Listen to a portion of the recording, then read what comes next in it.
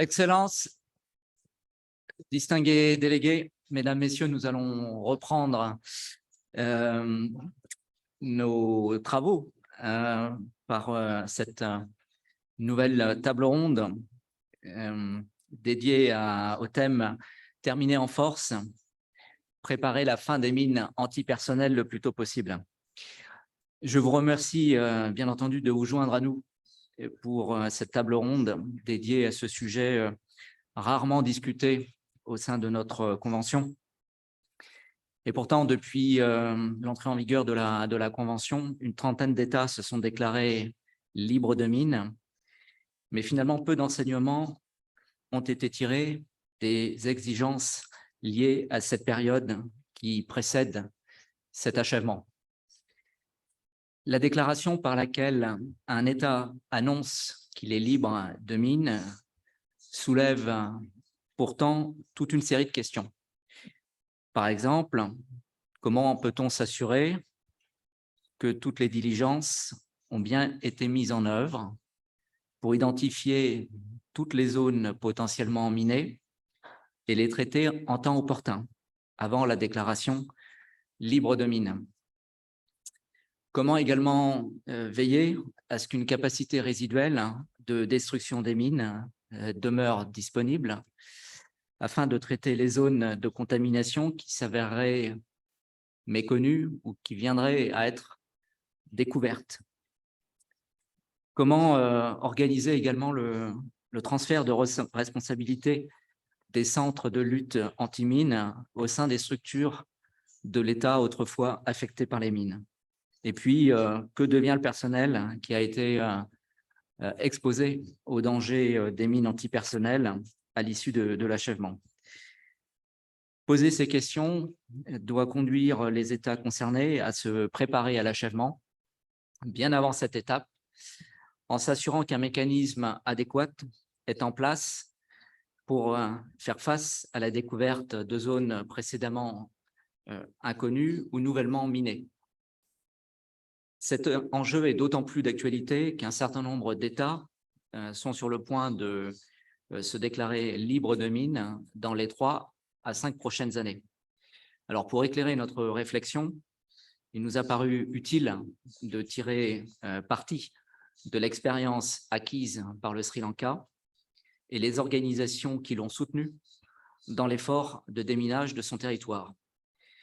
Dans cette perspective, j'ai l'honneur et le plaisir d'accueillir plusieurs intervenants. Tout d'abord, Monsieur Sanya Tanga, directeur du Centre national de lutte anti-mines du Sri Lanka. Monsieur Asa Masselberg, directeur du programme et conseiller senior pour la planification stratégique du Centre international du déminage humanitaire de Genève. Monsieur Anton Denislas, responsable de l'assurance qualité et des enquêtes au Centre national de lutte anti-mines du Sri Lanka. Madame Christy McLennan, directeur chargé du Sri Lanka au sein du groupe consultatif sur les mines, le MAG. Et Madame Belinda Vos, directrice de la région Asie du Sud-Est au sein de l'organisation Hallo Trust, the Hallo Trust. Je vous remercie toutes et tous vivement d'avoir accepté de participer à cette table ronde. Et sans plus attendre, je souhaite donner la parole à Monsieur Sanya Nanda, donc directeur du Centre national de lutte anti-mines du Sri Lanka. Monsieur le directeur, je vous cède la parole. Okay, good evening, everybody. Thank you, the chairman and the committee, and ICO, and also the GICHD to give this opportunity. I am Satyananda, Secretary, Ministry of Urban Development and Housing, and the National Director in MAC in Sri Lanka. I'm happy to share Sri Lanka mine action progress and preparing for completion before end of 2027 with the international community. Next slide. Sri Lanka experienced nearly 3 decades of conflict, which ended in 2009 and used explosive extensively. This left significant levels of mines and explosive remnants of war contamination throughout northern and eastern districts of Sri Lanka. Hence, the National Mine Action Program was initiated in 2002 with the assistance of the international community. The initial focus was to help facilitate the safe resettlement of IDPs. In more recent times, Mine Action has supported wider peace and reconciliation efforts by making fertile agricultural and land safe and allowing the development of national infrastructure. The National Mine Action Center was established in 2010 and acts as the operational body of NMAP, having responsibility for coordination, evaluation, and monitoring of the National Mine Action Strategy. The Regional Mine Action Office located in Northern Province and provides field level quality assurance for all demining operations as well as task allocation, planning, and coordination with GOSL district authorities. Mine Action in Sri Lanka in a team effort, humanitarian demining unit of the Sri Lanka Army performs clearance on behalf of the government. In addition to SLHDU, two national clearance agencies, Dash and Sharp, and two international organizations, the Hello Trust and MEG, are engaging with demining activities. Altogether, 3,385 staff engage in operation and administration posts. We maintain gender balanced participation. Among these staff, nearly 40% are female and breadwinner of the family. Most of the deminers are rehabilitated and reintegrated ex-combat. Sri Lanka still has remained with some of the dense contamination very close to population centers. Target period of mine clearance completion for Sri Lanka is from 2018 to 2028 as per the APMBC obligation. However, GOSL target for completion by 2027. Using IMSMA data, we have been able to project timeless and the cost to reach completion.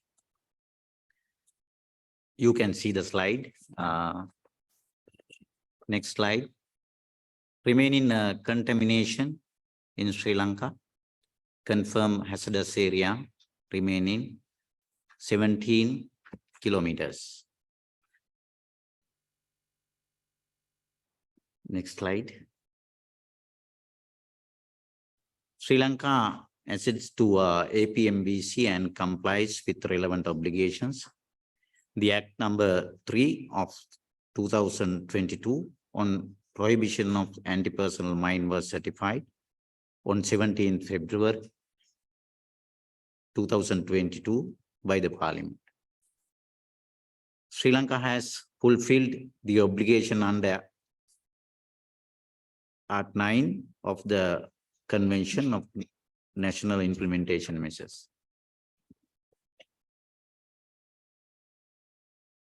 Sri Lanka initiated completion process and conducted non-technical survey on September 2022.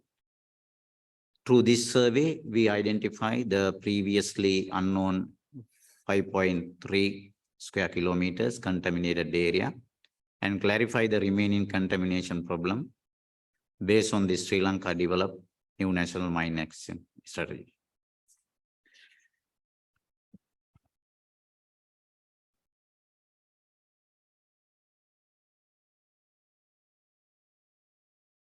Residual EO contamination is effectively managed with sustainable national structures.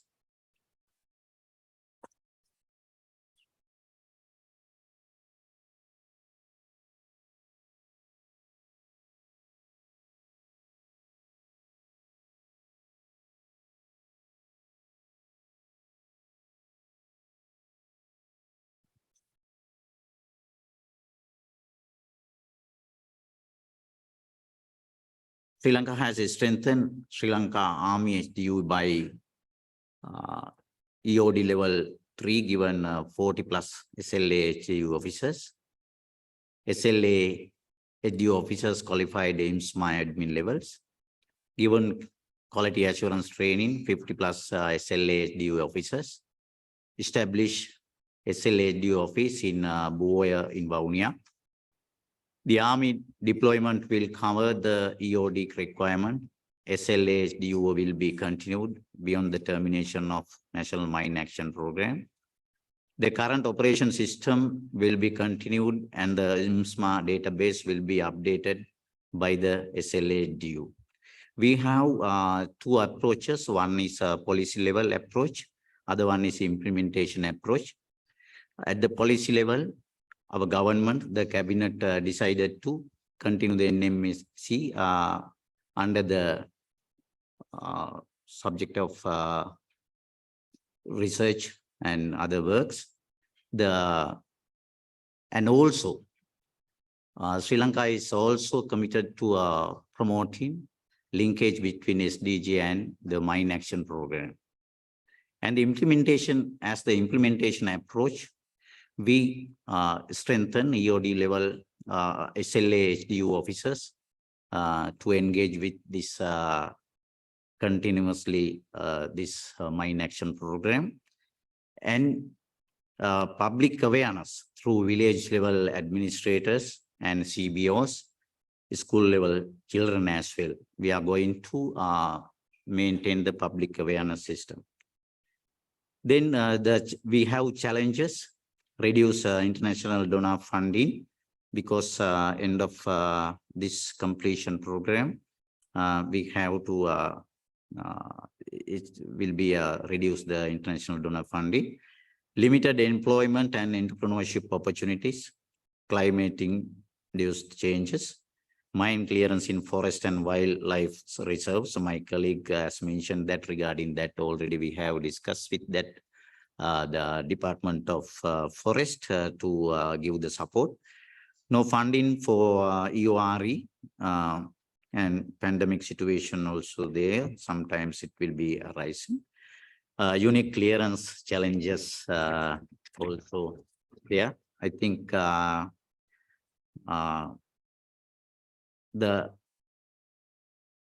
continuing this presentation, I think Osha, Danny, Belinda, and Christy will continue the presentation. Thank you very much.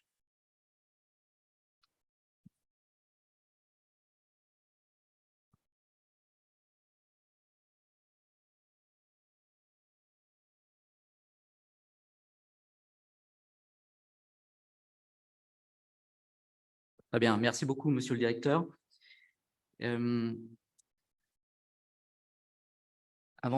Belinda, avant de vous passer la parole, je souhaitais d'abord, monsieur le directeur, je voulais vous remercier pour votre exposé et pour avoir clairement indiqué que la transition d'un État vers la fin de l'ère des mines devait être anticipée et préparée dans le cadre de la stratégie nationale de lutte contre les mines antipersonnelles.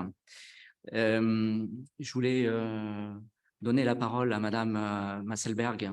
Vous avez coopéré avec les autorités sri-lankaises et leurs autres partenaires pour préparer cette échéance. Pouvez-vous, s'il vous plaît, partager avec nous votre expérience? Thank you so much, Mr. Chair, and good afternoon, everyone. It's nice to see so many of you here. Thank you, Secretary, for the introduction. Next slide, please. So GICHD has been working with Sri Lanka on strategic planning since 2015. So I've been asked to provide a bit of an overview of the strategic planning process and the completion process as well. So I have a few slides here that I will share with you. So as you will see from this slide, we started supporting Sri Lanka back in 2015, and that strategy led from 2016 to 2020. And And initially, there was a belief in the program that 2020 would be feasible in terms of completing Sri Lanka's Article 5 obligations. During that period, there were many challenges that came up, and some of the main reasons why 2020 wasn't feasible in the end was, of course, COVID that happened in 2020. There were a lot of implications on operations, including lengthy operational stand-downs. Then another challenge also concerned the fact that many of the hazardous areas were considerably bigger than the ones that were recorded in IMSMA. And then there was also previously unknown contamination that was discovered. So all these factors together meant that it was not feasible for Sri Lanka to complete in 2020. Then in 2021, we started looking at the next strategic phase. But in order to also make sure that we learned from past experiences, that we identified lessons learned and good practice, we did an assessment looking into the implementation of the strategy, where some of these challenges that I just mentioned came up. And the program really made an effort to make sure that the next strategic phase addressed these lessons learned in the most appropriate manner.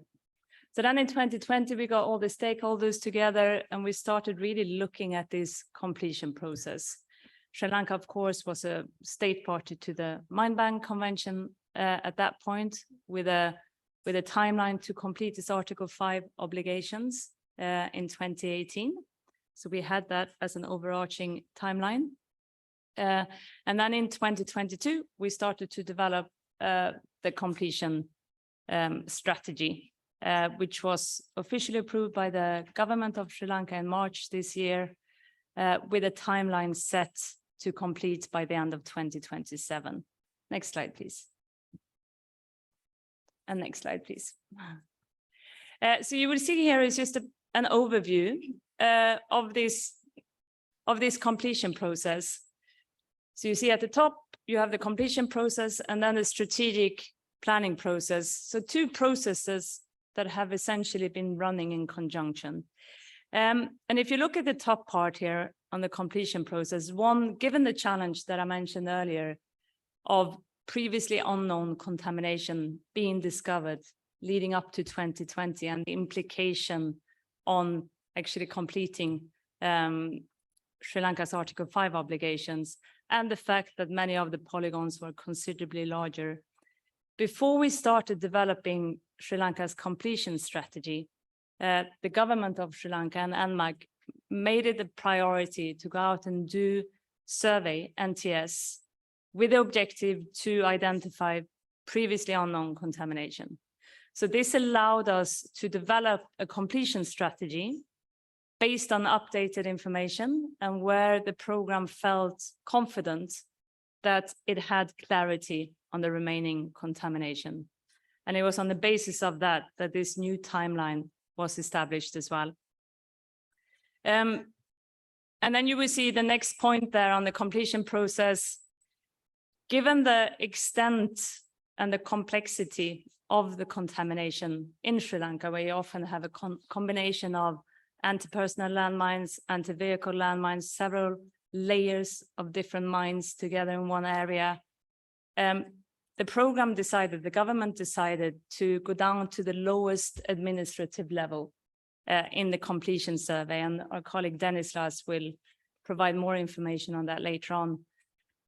So it was deemed necessary that in order to make sure that all reasonable effort has been made in Sri Lanka to identify and clear mined areas, it's necessary to go down to that level. So at the end of this, we hope to have a mine-free Sri Lanka at the end of 2027. And I said, Dennislas will provide more information on that. So we have the completion strategy. And I just wanted to share, next slide, please. The theory of change here that essentially the completion strategy is based upon. And again, this strategy was developed with input from all the different stakeholders in Sri Lanka. So there are two international operators, Halo Trust and MAG, that are here with us. We have two national NGOs, Sharp and Dash, And then you also have the Sri Lanka Army Humanitarian Demining Units.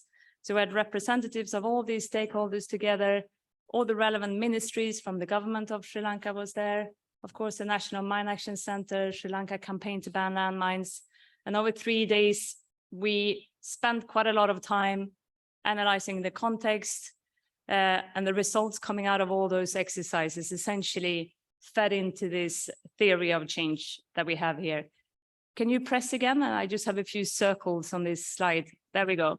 So what is it that makes this a completion strategy? And that's, of course, what other colleagues will talk more about later, but I wanted to highlight it here in the theory of change as well. So you see in the mission itself, completion, the achievement of completion is key. It's explicitly stated in the mission.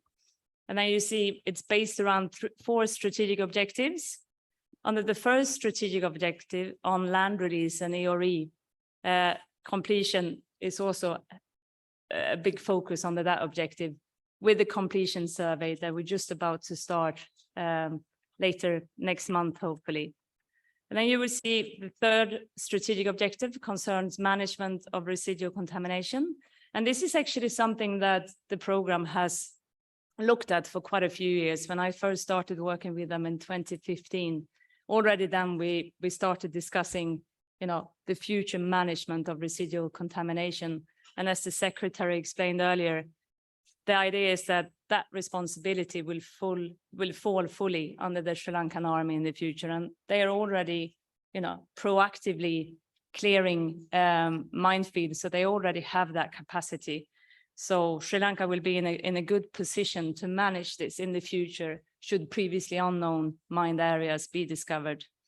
And then you see the fourth strategic objective concerns staff transition, which is also a key component of this completion strategy. And our colleagues from MAG and Halo Trust will talk about this particular component in more detail later on. Click again, please. Next. Yeah, so here we have just some of the key steps, what we hope to achieve in the program this year. So over the last probably 6 months or so, the program has developed a completion process SOP. And again, Dennis will talk more about that. But we felt that that was really important to just have clarity on that process and to make sure that all the different operators, implement this completion survey in the same way.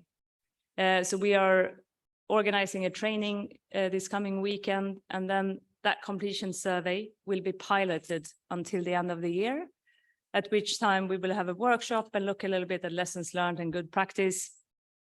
Then as this completion process is being implemented, there was also recognition that quality management more generally needs to be strengthened in Sri Lanka, including with the information management system, but also in terms of updating some national mine action standards to really make sure that they reflect kind of the latest good practice. And then, of course, is the implementation of the staff transition strategy. Next slide, please. Next. Yeah, so I will just end with a slide highlighting a few kind of good practice and lessons learned that we hope will be useful for other countries as you start preparing for this process in the future. So really start planning for completion early. That was one of the lessons learned that came out when we assessed the implementation of the previous strategy running from 2016 to 2020. With hindsight, the program should probably have started thinking a little bit more seriously about completion even during that period, because there's so many different components to it. And essentially you cannot start planning too early for this. Second point is really to look at the bigger picture. Of course, we very often talk about Article 5 completion, but of course there's more to it than that, including staff transition. So in a program like Sri Lanka, where you have thousands of deminers who live in an area where there are limited alternative employment opportunities, how can we make sure that we manage that process as responsibly as possible? Third point is really to engage all the different stakeholders, including relevant government ministries, in particular with regards to the staff transition process, to make sure that that process is as sustainable as possible. Fourth point, to identify past challenges and risks. As I mentioned, we did that assessment looking into implementation of the previous strategy, and that was really important, actually, leading into the development of this completion strategy. So we could make sure that, you know, past challenges were addressed and that we really had clarity on the problem, on the contamination problem moving forward. And the last point, which is probably quite obvious, is to ensure that the completion process is context specific. There are lots of lessons learned and good practice from other programs, other countries, but each country is unique. And with regards to Sri Lanka, the unique kind of setup of the contamination there, given how dense it is, really meant that the completion survey has to you know, be in line with that particular situation. So learn from other countries, but make sure that the completion process also really is context specific and that it addresses the key challenges in that particular program. Thank you. Merci, Madame Masselberg, pour cet exposé très dense. Vous avez souligné l'importance pour les États qui sont sur le point de se déclarer libres de mines d'élaborer une stratégie d'achèvement et de décrire les objectifs qui la sous-tendent et les étapes qui la composent.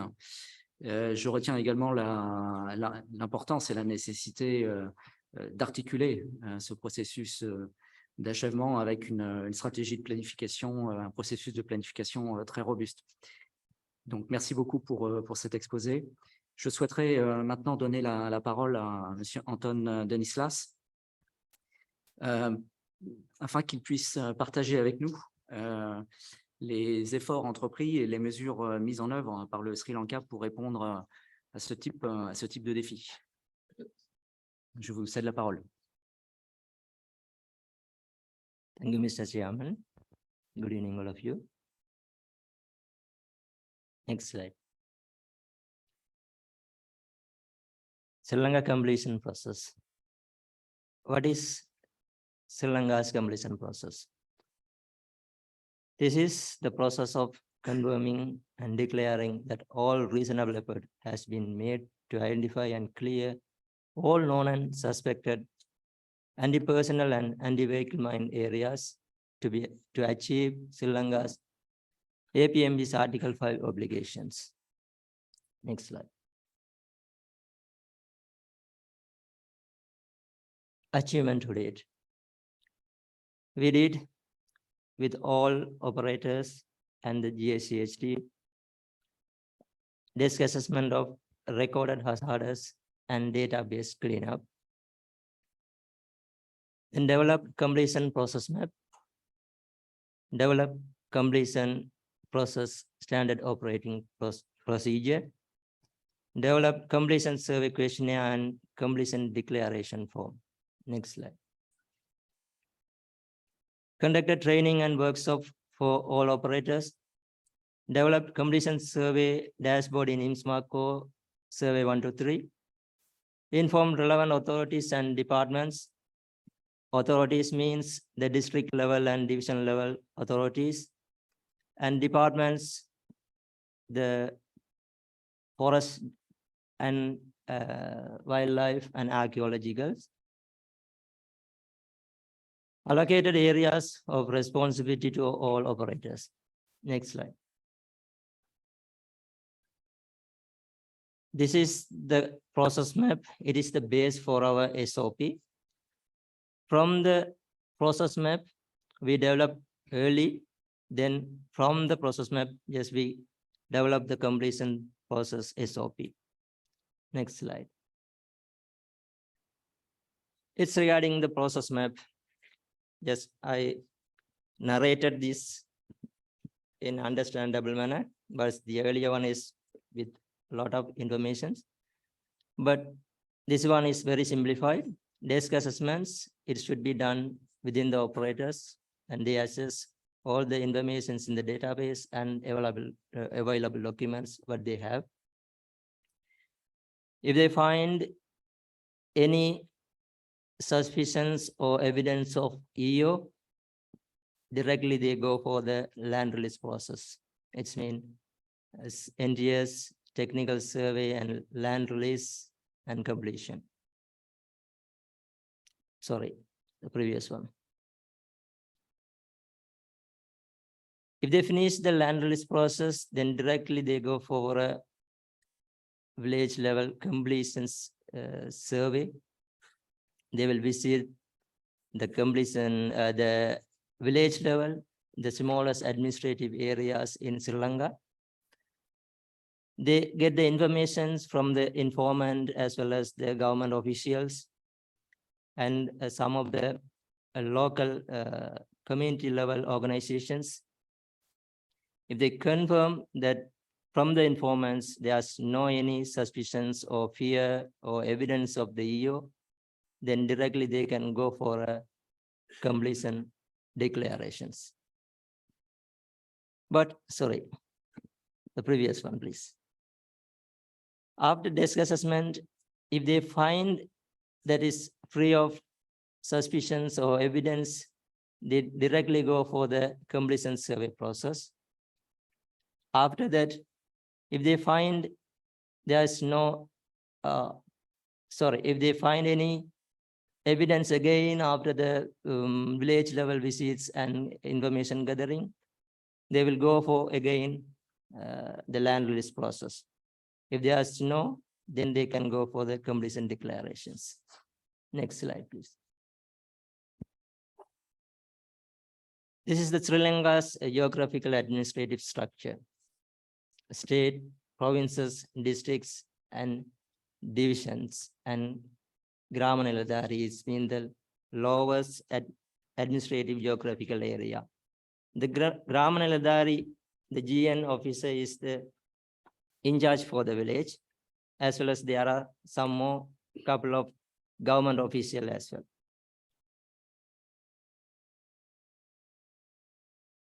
The local administrative officer called as Grama Sevaka or Grama Niladhari in local language. Next. The implementation of survey methodologies, the conflict history and intensity, non-suspected EO contaminations, and completion survey team will visit a total of 1,389 GNs, the village level administrations. Next.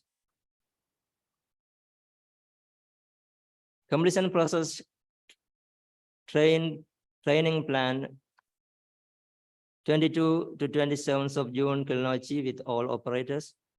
Awareness to district division level administrative official and relevant supportive authorities. Start completion survey pilot phase in July to November 2023. Organize completion process workshop December 2023. These are our partners accompanying with us for the completion process. SLA, Sri Lankan Army Humanitarian Demining Unit, 2 local organizations, DASH and SHARP, 2 INGOs, is mean operators, the Hello Trust and MEG, and GICHD. Thank you.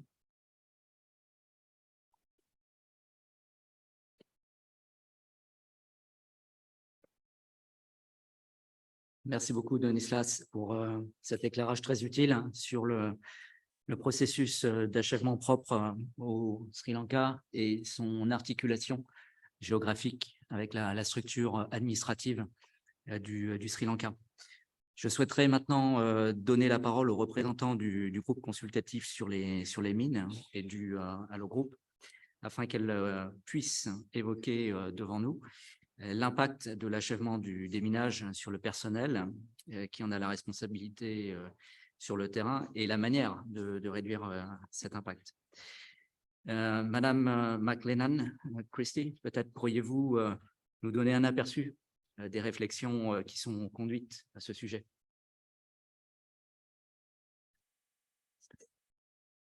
Merci, thank you very much. And thank you to my fellow panel members. So as Sri Lanka moves towards becoming mine-free, preparation for the demobilization process cannot be underestimated. And we've taken an approach to focus the demobilization efforts on successfully transitioning staff from demining into other occupations. And we hope the key messages on process and lessons learned with regards to this process inspire and support other contexts nearing completion. Just for a bit of context to Sri Lanka specifically, there are approximately 3,000 people working in the humanitarian mine action sector, which has provided steady, well-regarded employment at salaries above the local average. Deminers have gained technical skills and other valuable competencies that, if set up correctly, can be transferable into a number of other sectors and occupations. Lessons learned from other contexts indicate that early and flexible planning is required. The idea to develop a staff transition strategy goes back a few years to 2020, given the changing timeline of Sri Lanka's completion process. MAG led on developing a strategy to plan and prepare the demining workforce for eventual downsizing and redundancy. The inception period agreed the needs and expectations of a strategy and established an advisory committee among operators, the NMAC and GICHD to ensure a collaborative process. Substantial data was collected on the socioeconomic profile of MAG's workforce, skill sets and needs, whilst relevant stakeholders in the North were consulted and in-demand market-driven economic opportunities identified. The strategy was completed and disseminated by April of 2021, and with thanks to our generous donors, MAG began implementing initial trainings that year. Finally, it is exciting now to have this process embedded into the new completion strategy for Sri Lanka, where demobilization efforts can now be coordinated under NMAC's leadership, allowing the sector to formalize its ambitions with other government departments and private industry as well. Now, if we're going to establish a training program of such a size and scale with the ultimate objective of increasing future employment opportunities, we need to understand the background and makeup of our staff. A few examples among MAG's approximate 1,000 staff in Sri Lanka. The average age among our workforce is 33 years, but we have staff as young as 19 and as old as 62. 95% hail from the Northern Province. 24% of MAG staff are women, and half of these are considered vulnerable due to their marital status, being widowed or divorced, or being the single income earner or head of household. 10% of our staff are landmine or explosive ordnance survivors. And 70% have completed secondary school, but few hold technical qualifications, as most have received in-house on-the-job training over several years. So the staff survey really reveals the need to provide different levels of support, as some staff are more vulnerable and at risk to transition to precarious and or low-paid livelihoods than others. There are other factors to consider as well. Furthermore, we need to understand the economic environment. Preliminary market research was undertaken at the time of strategy development to understand labor market demands in the country.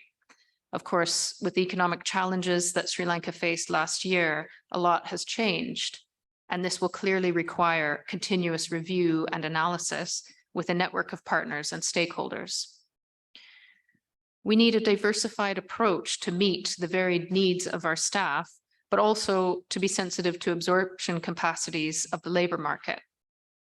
And just as we need to be joined up on staff training needs, we must ensure an agreed approach to the legal and human resource requirements for demobilization and redundancy. We envision being able to offer the same or similar redundancy packages to staff across operators when the time comes. There are 3 phases to the staff transition strategy. The first phase is where training is implemented in parallel with ongoing clearance operations, which is the purpose of which is to enhance staff readiness by starting to bridge employability skills gaps, but also keeping morale and motivation high so that we can retain staff until the demobilization process starts. So we're firmly in phase one at this point in time in Sri Lanka. Phase two will kick in when we're ready to start with an initial small-scale demobilization as a way to test and pilot this program. This can be monitored, tested, and adapted before moving into phase three, which is the full scale up of the redundancy program by incorporating lessons learned from previous phases. And this approach really allows us to remain flexible and adaptive as the strategy rollout may be impacted by external constraints such as funding availability, health of the labor market, or a change to the completion timeline. Thank you.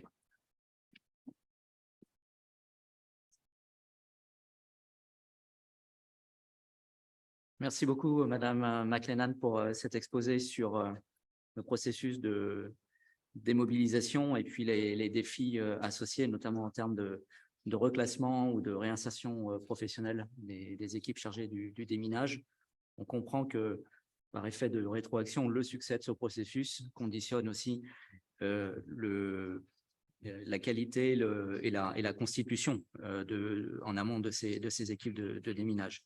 Je voudrais maintenant passer la parole à Madame Belinda Vos pour que vous puissiez également nous informer des mesures prises sur le terrain pour mettre en œuvre justement ce processus de transition et les enseignements qu'il est possible d'en tirer. Belinda, la parole est à vous. Thank you very much, Chair. I would like to start to talk about some of the details of the interventions that we've begun and will be taking place over the next few years. So we began with some mainstream interventions in 2022, and the mainstream interventions are those interventions which are available to all staff. And the first one was financial literacy training. This is training in income and expenditure record keeping, savings and debt management, and insurance and confidence building of staff to have conversations with bank managers, insurers, for example. This starts with a half-day training session in which the participants are encouraged to practice and instigate change in their daily routines of managing their finances. They go away, implement the change, and then return 1 month later for a check-in and refresher training. The feedback from the pre and post surveys of this training have been very impressive. The highest improvement was in staff understanding on how to calculate interest rates, and over 90% reported saving money following receiving the training.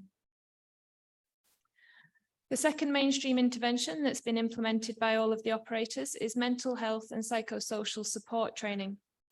It's noteworthy that 99% of the staff that we're employing in the Northern Province in Sri Lanka in mine action were displaced during the conflict. So we're very much drawing our employees from a conflict traumatized communities. The purpose of the training is to reduce stigma and increase mental resilience. And the training focuses on understanding the factors that lead to mental health related problems and to learn management techniques to deal with day-to-day mental health and psychosocial issues. The pre and post training survey so far have indicated an increase from 15 to 80% in understanding that mental health can be temporary and can be cured, and also an increase from 5 to 80% in awareness of psychosocial services that are available. For both of these mainstream interventions, we also offer one-to-one support and counselling for those who are most vulnerable and most in need. Recognising that one shoe doesn't fit all, we also have some targeted interventions, and these are being twin-tracked alongside the mainstream interventions and are informed by our staff survey results. Firstly, we have language and literacy skills. This is Tamil literacy, Sinhala language and literacy, and English language and literacy, and these are targeted at different and existing, they differ according to existing knowledge levels. Secondly, is the empowerment of female staff who may be at risk of bribery or exploitation when accessing services. MAG have commissioned a study to review the specific risks and key activities are likely to include confidence building and providing mobility support. For example, some women have requested support in learning to ride mopeds to reduce physical access barriers to transport.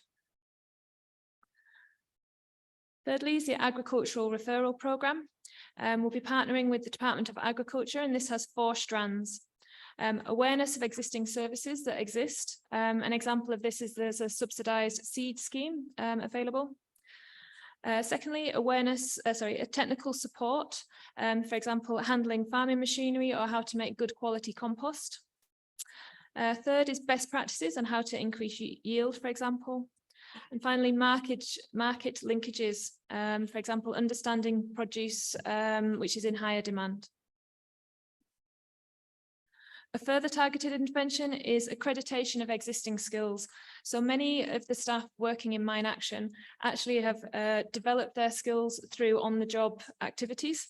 For example, medics, mechanics, heavy machine operators, junior finance staff, but they don't have these skills formally accredited.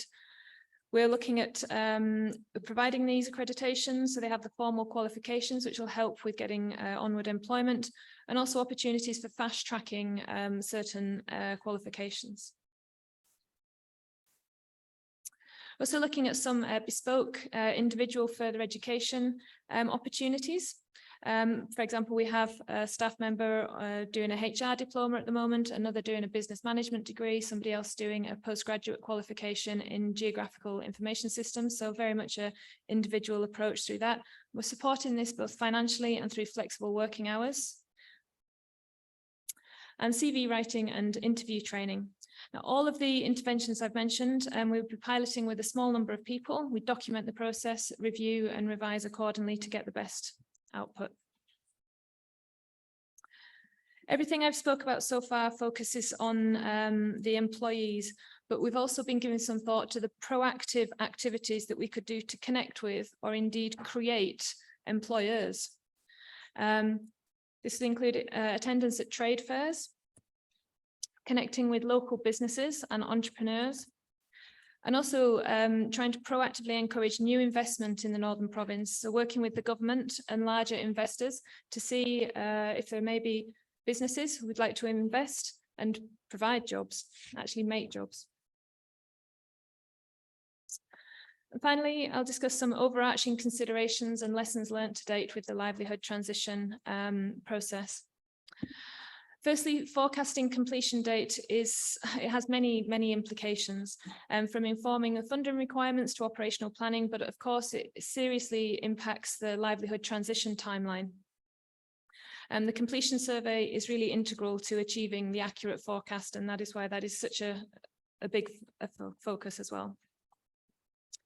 A further consideration is staff capacity. It's absolutely critical that we can retain flexibility on staff numbers to adapt to ebbs and flows in funding and contamination that's found during the completion survey. We also would really like to have gradual downsizing. This is important for 2 reasons. One, to avoid serious competition among staff if too many staff members enter the employment market at the same time. And secondly, to avoid excessive influxes on the service providers who are supporting the livelihood transition process. And thirdly, we need to really incentivize the key staff to stay. It's essential to maintain overall quality of operations. And we'll be doing this through both financial and non-financial incentives up to the end. So it's a delicate balancing act to get all of those 3 correct to keep the necessary staff capacity. Another consideration for us has been participation in the interventions. 2 examples of this are initially there were some early suspicions in participating in the interventions, concerns from staff that if they were to participate, that they may be the ones that were made redundant sooner. And secondly, increasing the kind of attraction factor to participate in the interventions. So this runs from the timings that the trainings are done. For example, doing it after work, and if we do that, offering refreshments and providing transport to attend the trainings, things like this. Gender is also a major consideration with the livelihood transition survey. Women working in mine action have already started their journey of empowerment relative to their peers in their community. In many respects, we're pushing against an open door when exploring interventions that will be, attractive to women. But in this realm, it's important that these women don't regress, and we rather, we embrace this and promote this and remain for them to be empowered into their future employment that they will transition into. And finally, communication. It's really critical in terms of management of expectations amongst the staff, that we have clear and transparent messaging so all the staff understand what's happening at any one time, know what to expect, and remain informed. That's all from me. Thank you.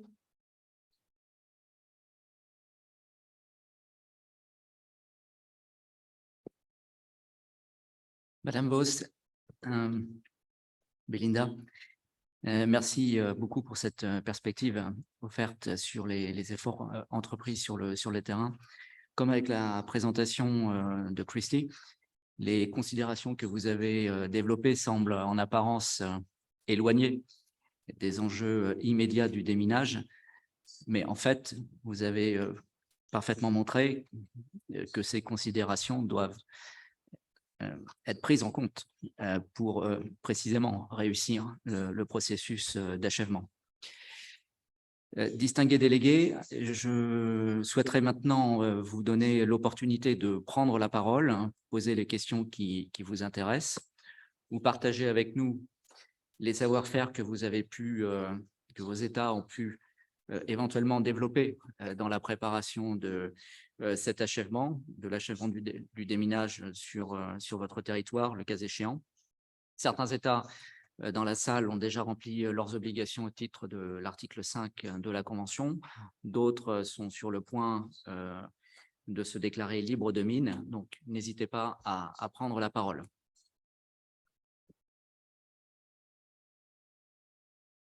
Ou à poser toute question que vous jugeriez intéressante à nos différents intervenants. Merci.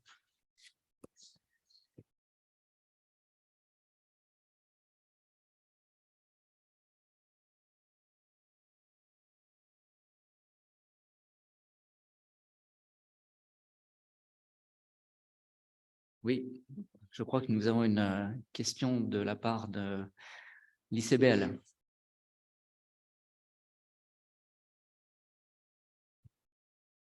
Merci beaucoup. Thank you very much, Philippe. And thank you very much to all the panelists. It's not really a question, but rather a comment, or rather to say bravo for this very impressive event, panel, and also big congratulations to Sri Lanka for all the work and all the effort that has been done and staying on track.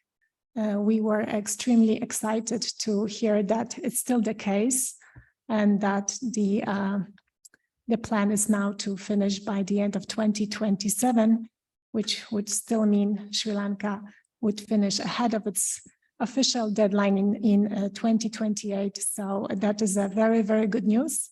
And we hope that Sri Lanka will serve as an example, an excellent example to many others who still have obligations under Article 5.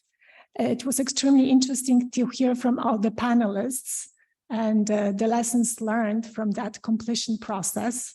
It looks like this early planning and plans are very important, as well as having all the relevant stakeholders involved and part of the process.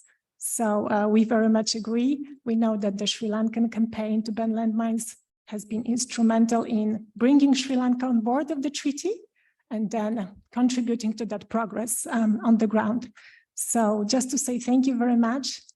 Keep up the good work. We are rooting for you, and we hope to see other countries following the suit. Thank you. Merci. Je remercie la représentante de la campagne internationale pour l'interdiction des mines de son intervention. Merci, Kasia. Est-ce qu'un autre représentant ou une autre déléguée souhaiterait prendre la parole?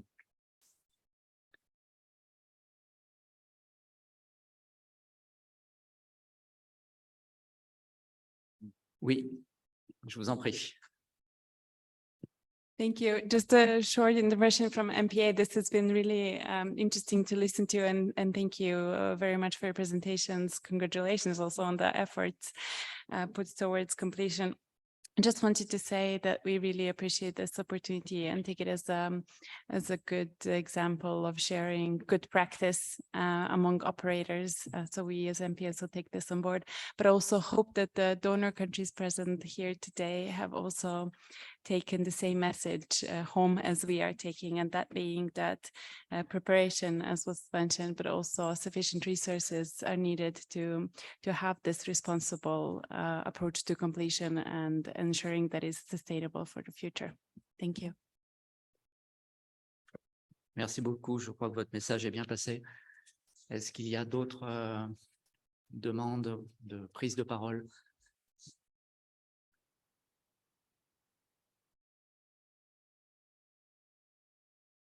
Écoutez, pour l'instant, je ne vois pas de délégués souhaitant intervenir. Donc, je vais me tourner une dernière fois vers nos intervenants pour leur demander de clore cette table ronde, en particulier sur les principaux enjeux de ce processus d'achèvement, en essayant de résumer peut-être en une ou deux phrases donc les problématiques, les enjeux, les points les plus saillants qui méritent d'être pris en compte en préparation de ce processus d'achèvement. Alors, je commence par vous, monsieur le directeur.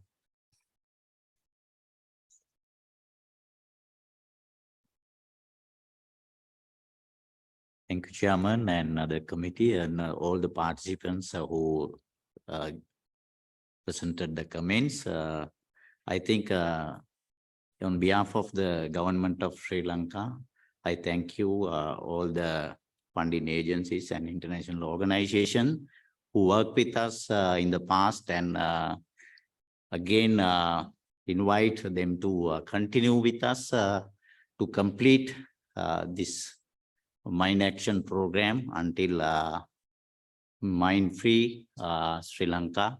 And also we can share our experience with our organizations and the officers, especially in the future. It will be looking after by Army and the other organization in the country. Especially I thank to Dash and Sharp, as well the Hello Trust and MEG, GICSD and other organization who work with us. Thank you very much given this opportunity to explain this type of mine action program to other countries. Thank you very much. Merci beaucoup. Asa, peut-être à vous. Thank you so much. Let's see, how can we end this on a very positive note? I hope we have convinced you here today that we have a mine action program where a lot of achievements have been made over the years. And as the program moves towards completion, you know, there's a clear plan. All the different stakeholders are engaged. It's nationally owned. It's localized in the sense that there are 2 national NGOs, but there is also the Sri Lankan Army involved. So in terms of having future national capacities that can also address residual contamination, you know, the program, Sri Lanka is very, very well on track for that. And I think the level of collaboration between the different actors, you know, we have MAG and HALO, the government, the army, the 2 national NGOs, Sri Lanka campaign to ban landmines has been extremely, you know, active throughout the process. I think that's quite unique in the program, actually. So I think, you know, there is a success story here in the making. So I would encourage you all to keep an eye on Sri Lanka and try to support the program leading up to completion to make sure that they can cross the finishing line by the end of 2027.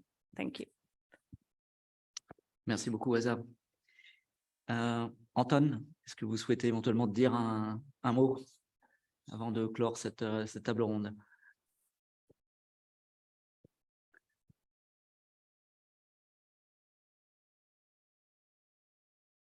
Regarding this completions process, probably it's planned very well.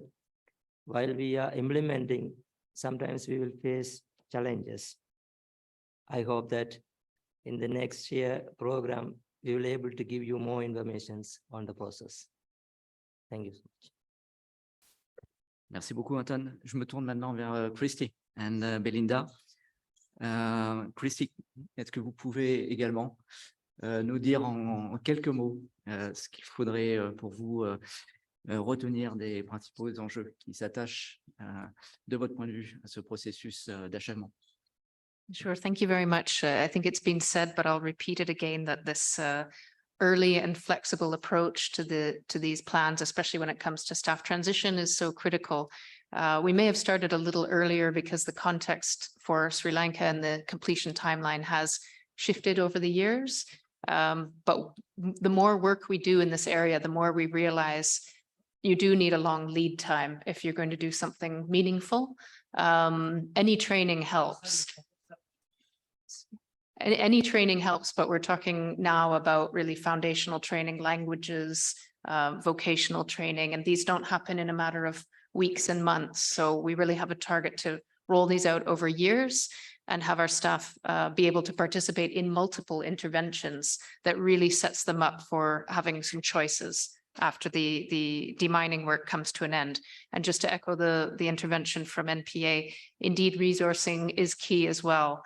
In fact, we have a staff transition team within our program in Sri Lanka that are all of whom are very busy organizing trainings, facilitating linkages with broader networks. And it requires a different skill set as well from what we have had in the past. So it can't be underestimated, the time and the resource required to do a thorough job in this. And we look forward to providing updates in the future. Thank you. Merci beaucoup, Christy. Belinda, à vous également, s'il vous plaît. Thank you. I think an interesting contextual point for Sri Lanka is that we're still clearing very densely contaminated minefields. So Halo alone is clearing over 1,000 mines a month. As a sector, it's probably reaching over 1,500, maybe 2,000 mines a month. That's quite unusual at this stage of a program, when primarily operators will clear the highest humanitarian impact minefields first, and the closer you get to completion, you're doing the lower impact minefields. But the way the conflict progressed and mine clearance in Sri Lanka has progressed, that's not the case in Sri Lanka. So we're still clearing really high impact minefields. And that leads very much into the importance of the completion survey as well, that we don't leave these very dense minefields unidentified, and that we do go to the level of detail that's required as part of the completion survey to take all reasonable effort to identify all contamination. And through doing that, that's going to impact our knowledge of and forecasting of the timeline, which is really key. And it is a challenge to be able to predict when Sri Lanka will be mine free. It's, in one hand, it's resources, but also it's knowing the remaining contamination. And that's something that the completion survey process SOP is really set out to achieve. So yeah, that's something we're all working on together as a sector, and it's been a very exciting process, and I hope it will be best practice for other countries too in the future. Merci beaucoup, Belinda. Il ne me reste plus qu'à remercier l'ensemble de nos intervenants aujourd'hui d'avoir éclairé les multiples enjeux et défis liés au processus d'achèvement. Et sous le contrôle du directeur et de l'équipe de l'unité d'appui, je pense qu'on peut faire une pause pour se retrouver à 16h30. Merci à vous.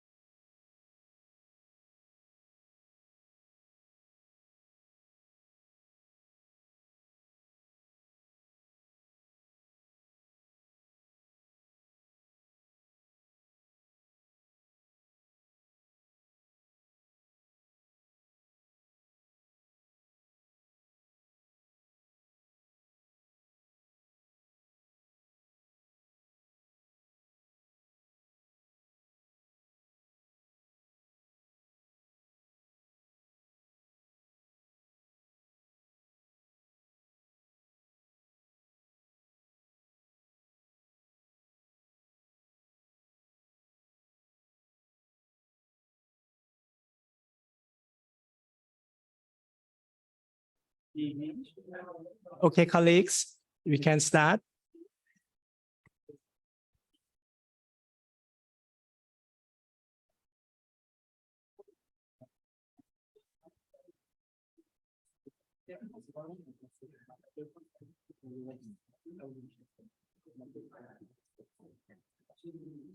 So dear colleagues, thank you very much for joining us for the panel discussions on cooperations and assistance and the Oslo Action Plan to improve cooperation and assistance. So for those who are familiar with the history of the conventions, international cooperations and assistance has always been its key components. The need of cooperations and assistance in implementing the treaties has been recognized since the negotiation. After first 5 years of its implementations, the cooperation and assistance has continued to be a key to achieving the convention shared goal. The state parties, therefore, have included provision of cooperation and assistance into our action plans. So in 2019, at the fourth review conference in Oslo, the state party recommitted to making progress toward the 2025 aspirational goal adopted at the third review conference. The Oslo Action Plan includes several actions aimed at enhancing cooperation and assistance in order to fulfill the convention's obligations as soon as possible. The action plan also introduced new requisites for state parties, such as from affected states, 1, high level of national ownership, 2, sustained dialogue at an international and national level, and 3, South-South cooperations, and from the state in a position to provide assistance for support to evidence-based national strategy and work plan, and 5, coordinate their support. The Oslo declarations also indicate guiding principles for the activity under the cooperation and assistance, such as strengthening national ownerships and international cooperation and assistance, and to strengthen partnerships and to sustain and, where necessary, increase resources, assistance, national and international funding. Still, the affected state face a lack of resources. So our discussion is aiming on sharing and learning from experience of the affected states and donors, and generating idea on how we could work forward and what we should do more. So our discussion on this topic, as we head toward the 21st meeting of the State Party and the 5th Review Conference, are crucial. I want to welcome the panelists, which is first, Ms. Marion Laddo, Editorial Manager of the Landmine Monitor, International Campaign to Ban Landmine and Cluster Munition.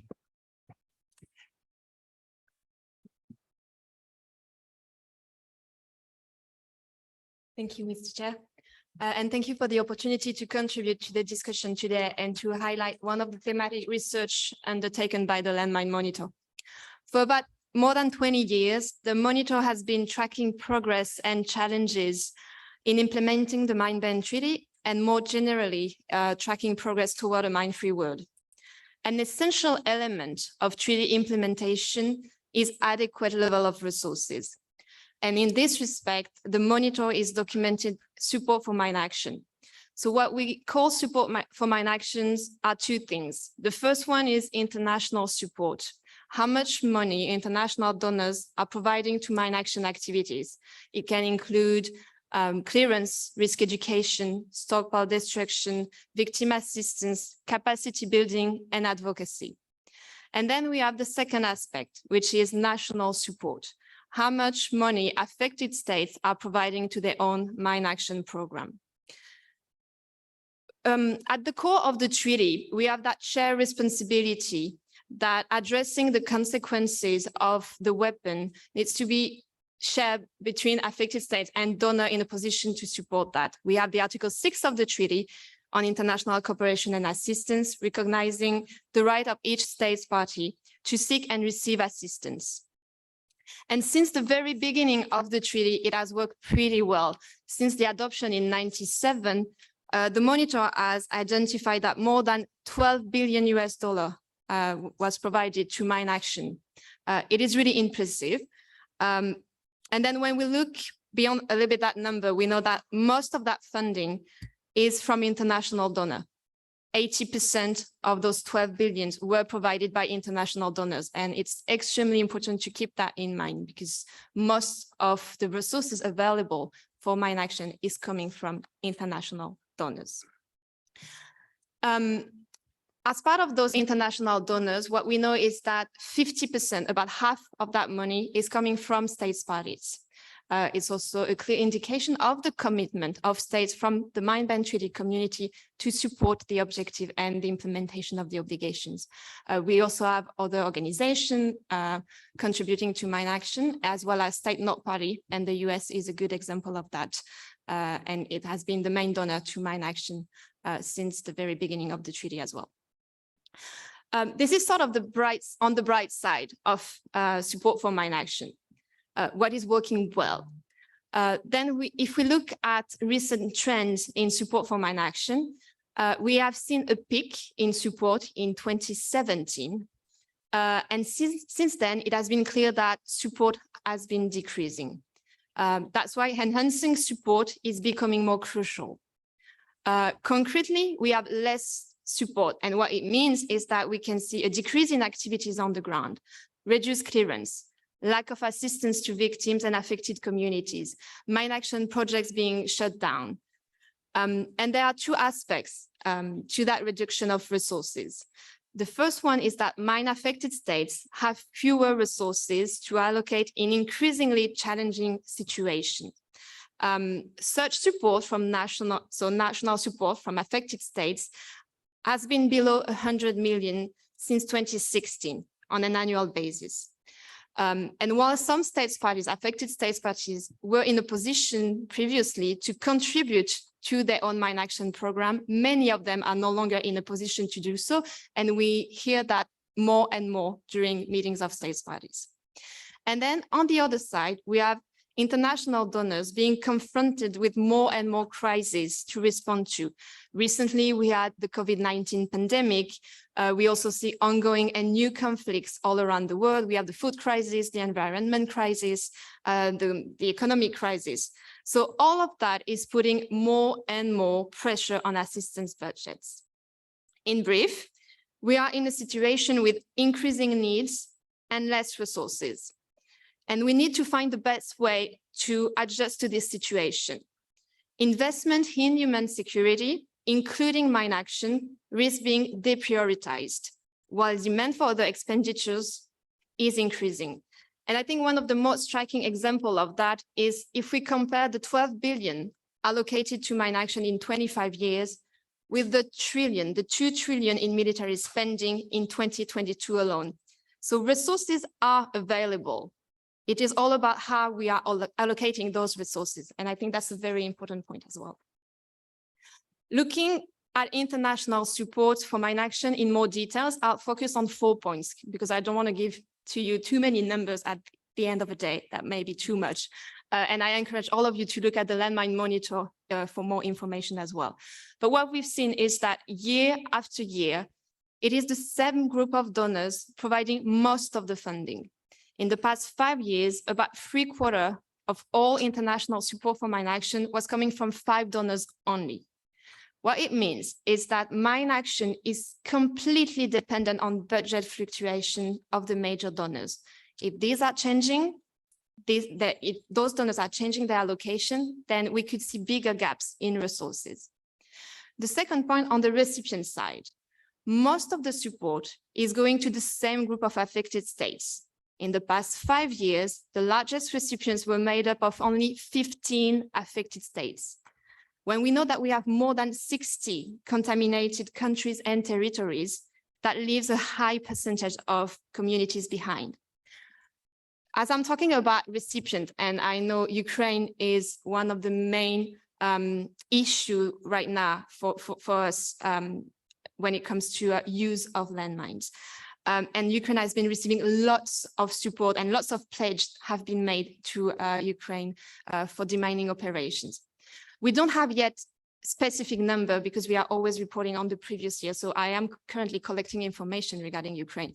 But if we look at previous situations that are similar, when we have seen conflicts, new conflicts, or new use of landmines in a conflict, such as in Syria or Iraq, we could see that right after that, we had an increase, like a large increase from support from international donors. And then most of the time, a little bit of a decrease. So, and it also means that that increase in support for those countries facing new contamination means that you have less money available for the other contaminated countries. It has happened like that in the past, and I'm pretty confident it's going to be the same for Ukraine. The third point I wanted to flag on international support is that most of the support is going to clearance activities, strongly favoring countries with new or massive contamination. It is a little bit linked to what I just said about countries facing conflicts where landmines are being used. We also know that VA funding, victim assistance funding, has reached a lowest level since 2016 in the previous year. So that's extremely worrying. We also know that most of victim assistance funding is provided in a situation of conflicts where you have, when you have to pay lots of money for security reasons and so on. And it also means that countries with a large number of victims do not receive adequate support for victim assistance. The last one I wanted to flag on international support trend is about national NGOs only receiving 1% of international support in 2021 when the disaggregated data was available. So it's a little bit at odds because local organizations are the best place to identify the most effective and sustainable way to support communities affected by the weapon, to support the communities dealing with the consequences of those weapons. And it means that that model needs to be improved to ensure that more direct support is going to local organizations, in particular as well in the case of crisis or in conflicts. So I'm pretty sure it's going to be as well a similar thing for Ukraine. And in closing, rather than just giving you a bad picture about all the gaps that we have, and based on that situation, we can identify 3 key areas of improvements. The first one is greater coordination among donors. I know that's not the first time you're hearing that one, but it is really important that this coordination is happening to make sure that we can reach a wider range of countries with different levels of contamination, with different needs, to cover all pillars of mine action. And we can take the example of what happened back in 2016, when we had different pledging conferences to address specific country needs in Colombia and in Iraq. After this, we could see a peak and increase in support from international donors. So maybe a similar format could be followed, but for a broader range of countries and with a specific timeline to avoid high volatility of support, because we have to make sure that if we see an increase, that increase will be maintained over time. Otherwise, when you have a decrease, like a high decrease, then it's not good for the sustainability of the activities on the ground. The second point is to address gaps in national capacities and to ensure that the support provided is sustainable so that activities can continue on the long term. This would also mean more adequate support to local organizations. And the last point I wanted to make is about expanding synergies with other sectors. It's not a new topic as well. We have been talking about this, the linkages between mine action and development, environment, peace building processes, human rights, disability rights, and the list goes on. And yet there is still the need to concretely implement this in a more systematic way. Some countries have been doing that, and I'm pretty sure we're going to hear about that in the panel later on. But we really need to make sure to leverage assistance through those avenues. And I'll stop there and I'll be happy to take questions at the end. Thank you. Thank you, Marion, for giving us the interesting picture about the cooperation, which is you already give us the idea that the support, financial support in the area has split into two sides, and majority sides on the donors and on the affected state is later. And actually the resources is available, but how we allocate them to the affected countries in appropriate ways. That's very interesting pictures. So next we're going to hear from the affected countries, and we will hear from Colonel Nkube, Director of Zimbabwe My Action Center, who will join us online. So Zimbabwe is on the road to achieve the completion by 2025. And we welcome hearing from you on Zimbabwe current situation regarding the cooperation and assistance. So you can have the floor. He will join us online.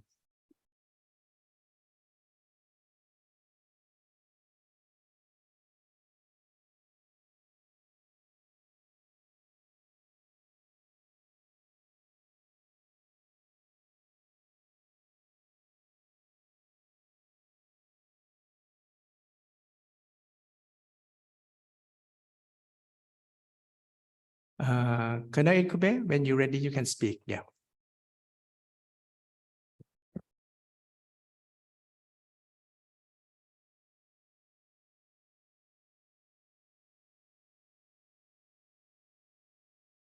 We cannot hear you yet.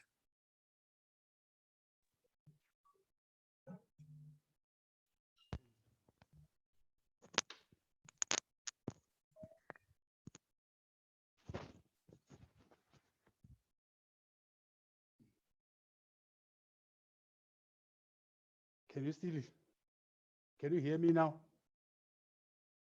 Yes, we can hear you, but softly. So can you speak louder?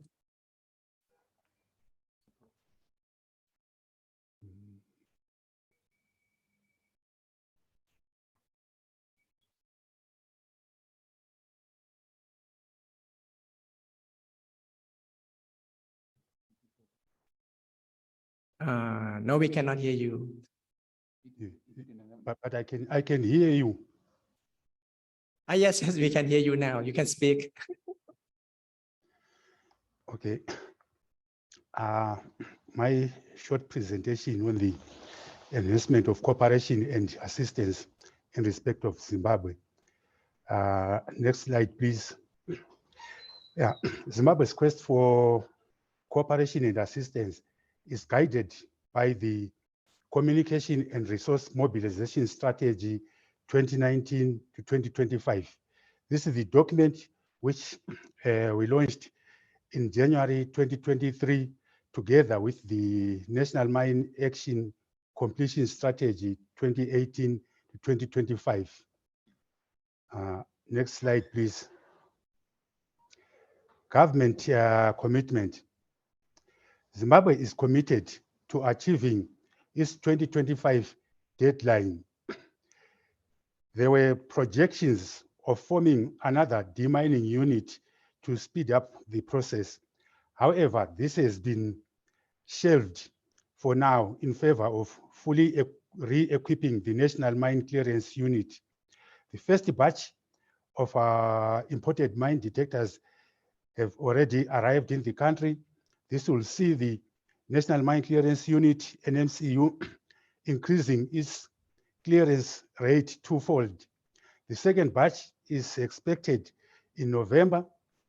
Starting 2024, the NMCU will be fully equipped, further increasing its clearance rate and also preparing for residual contamination post-2025. International NGOs are doing their best. In 2023, NPA and MAG increased their capacities by 1 team each, while Hello Trust is currently training new deminers to increase its capacity by 4 teams. Additionally, ZIMAC approved the use of new demining tools in the form of a micro excavator for Hello Trust and the GPZ 7000 detectors for Hello Trust and Apopo respectively. Next slide, please. Remaining contamination, Zimbabwe had 17.43 square kilometers, which translates to 5.7% remaining contamination as at 30 May. At the current rate, we are optimistic that we can meet our 2025 deadline, but that is provided the current funding is maintained or at best increased. If it's not, this will not be possible without additional resources. A decrease on current funding will negatively affect our dream of a mine-free country by 2025. Then mobilization and, no, wait. Mobilization and resources. Earlier this year, in January, together with the ISU and support from the EU, we held a national stakeholder dialogue to share with the stakeholders the current situation in Zimbabwe and share our requirements for increased assistance. We were grateful to hear from all stakeholders about their commitment to supporting Zimbabwe. Next slide, please. The graph there shows the funding changes since 2019. As such, from 2019 to 2022, there was no gap as such. The gap is on the next slide. The funding gap, as you can see, is from 2023 to 2025. The funding gap from 2023 to 2025 amounts to $14,257,182 million.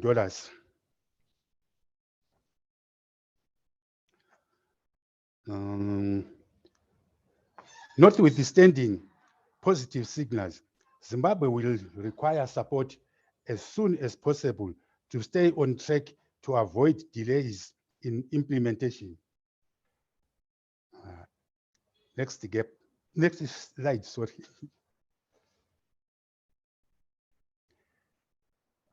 Additional requirement to complete the job by 2025. For the country to achieve its goal of mine-free Zimbabwe by 2025, the following requirements continue to be sought. That is, firstly, to fully equip the national NMCU,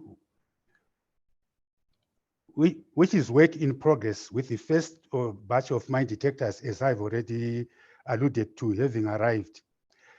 And demining NGOs continue lobbying for additional funding as documented on the Communication and Resource Mobilization Strategy 2019 to 2025.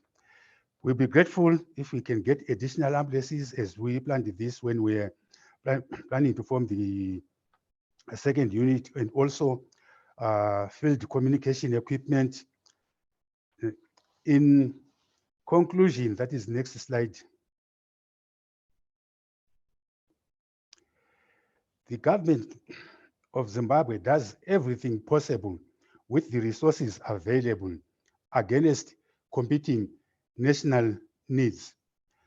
Government will continue using its own resources and international demining NGOs as such seek continued funding for these NGOs up to completion. The Zimbabwe government remains fully committed to meet its obligation under the APMBC. However, the challenges is beyond the government resources. As such, international assistance is highly sought. I thank you.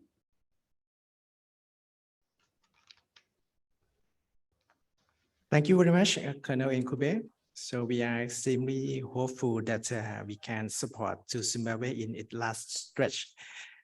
Zimbabwe completion is not only a win only for Zimbabwe, but also for all the member states of the MyBank Convention as well.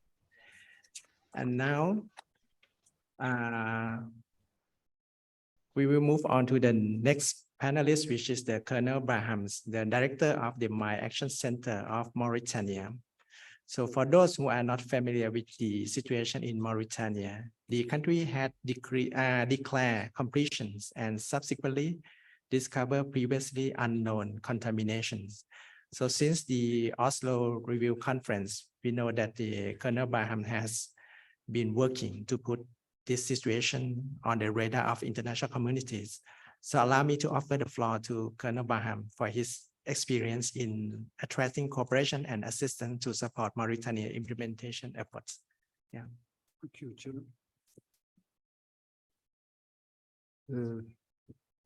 Bonjour encore une fois. C'est un grand honneur et un réel plaisir pour moi de me retrouver dans ces assises de haute instance. Un grand merci à la Suisse et un très grand merci au GICHD qui fait un travail remarquable dans le cadre de la lutte anti-mine. J'ai été désigné à la tête du Programme national de déminage humanitaire pour le développement en Mauritanie, qui est une structure étatique chargée du suivi et de la mise en œuvre de la Convention d'Ottawa, et qui est guidée par une stratégie nationale élaborée par un comité de pilotage interministériel. Effectivement, je suis venu à la tête de cette structure après la déclaration de mon pays d'être libre de mines. Et de mon point de vue, ça a été fait de façon un peu prématurée. J'ai constaté effectivement que ça a été fait de façon prématurée. Et cela d'ailleurs a été confirmé par les enquêtes non techniques, par le nombre d'accidents par mine. Vite, je me suis rendu compte qu'il faut impérativement rester en conformité avec les termes et l'esprit de la Convention d'Ottawa. À cet effet, je me suis dirigé directement à l'unité de soutien, à ISU, à sa tête, mon ami, M. Juan Carlos, qui m'a donné les orientations et les conseils qu'il faut pour rester sous ce parapluie réglementaire. Par la suite, j'ai assisté à la 4e conférence d'examen à Oslo pour connaître plus, avoir plus d'idées et de connaissances sur la Convention et aussi sensibiliser les États parties sur la situation de mon pays. D'ailleurs, c'est ce qui m'a permis de connaître le mécanisme et d'avancer une demande d'extension d'1 an. J'ai demandé une extension d'1 an afin de cerner la problématique du pays et bien évidemment connaître le volume, la surface, le type de pollution des champs de mines nouvellement connus. À l'époque, au moment de la déclaration, ces champs de mines n'étaient pas connus de ma structure.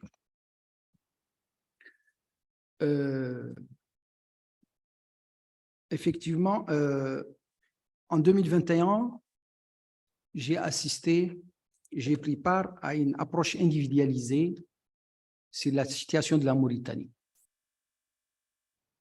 Et ici, je profite de cette opportunité pour remercier le gouvernement français pour son soutien généreux. Et en particulier, je voudrais remercier Son Excellence, Monsieur Yves Marek, pour le soutien dans ce cadre. Il a pu, dans ce cadre, établir une coopération productive entre le Programme national de déminage pour le développement en Mauritanie et l'ONG française Hamap Humanitaire, qui est d'un grand professionnalisme et d'une grande efficacité dans le cadre de la lutte anti-mine. Effectivement, cet effort de la part du gouvernement français a permis de déminer 2 champs de mines qui bloquaient l'évolution de notre capitale économique, Nouakchott, plutôt le Madibou, qui est une presqu'île. Ce financement a permis, ou plutôt est en train de miner deux champs de mines et de sensibiliser 30 000 individus sur les dangers de mines. Ce financement se termine le 31 décembre de cette année. Et par la même occasion, je demande, à partir de ce panel, je voudrais faire écouter ma voix et demander l'ensemble des donateurs de venir soutenir cet effort qui a été d'une grande utilité pour mon pays et pour les populations autochtones de cette presqu'île. Ce projet, effectivement, prendra fin le 31 décembre. Et pour arriver à une Mauritanie sans mine dans l'horizon de 2026, je réitère encore une fois auprès de tous les donateurs de venir accompagner notre soutien et le soutien, bien évidemment, de la France afin de venir à bout de ces engins mortels. En effet, aujourd'hui, le volume de financement est loin d'être suffisant, plutôt je dirais insuffisant, mais malheureusement, je constate, comme plusieurs autres pays, que le nom de mon pays n'apparaît jamais sur les écrans et sur les radars des donateurs, d'autres occupations peut-être. Je demande encore une fois que le nom de mon pays et le nom d'autres pays puissent apparaître sur ces écrans et sur ces radars de donateurs. Mon pays est en mesure d'accomplir ses engagements sur ses propres moyens. Je le dis haut et fort, mais cela prendra probablement plusieurs décennies. Avec le soutien international, certainement au bout de 3, 4 ans, nous pouvons déclarer notre pays libre de mines. Effectivement, on a la volonté et l'intention de le faire, mais effectivement, la différence, il y a quand même une sacrée différence entre les deux options. Effectivement, avec le soutien de la communauté internationale, certainement, nous pourrons accomplir nos engagements dans l'horizon de 2026. D'ailleurs, c'est la demande d'extension que nous avons pour le moment. La Mauritanie, il y a aujourd'hui en Mauritanie 19 champs de mines. Je parle de mines antipersonnelles et non pas sous munitions et restes explosifs de guerre. 19 zones minées mesurant 15,43, plutôt 15,47 km² et 3 zones suspectes d'une superficie de 645 683 m². Mais nous disposons de 12 équipes capables de déminer dans l'ordre de 4 km par an.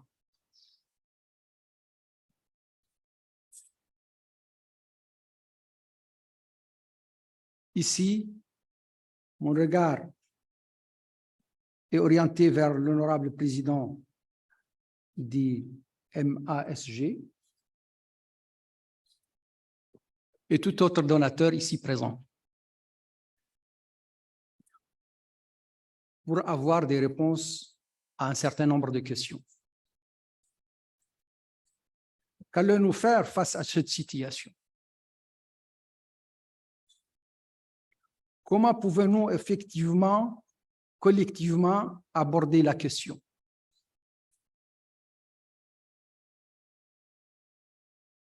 Unissons nos efforts pour faire triompher les forces du bien et je vous remercie.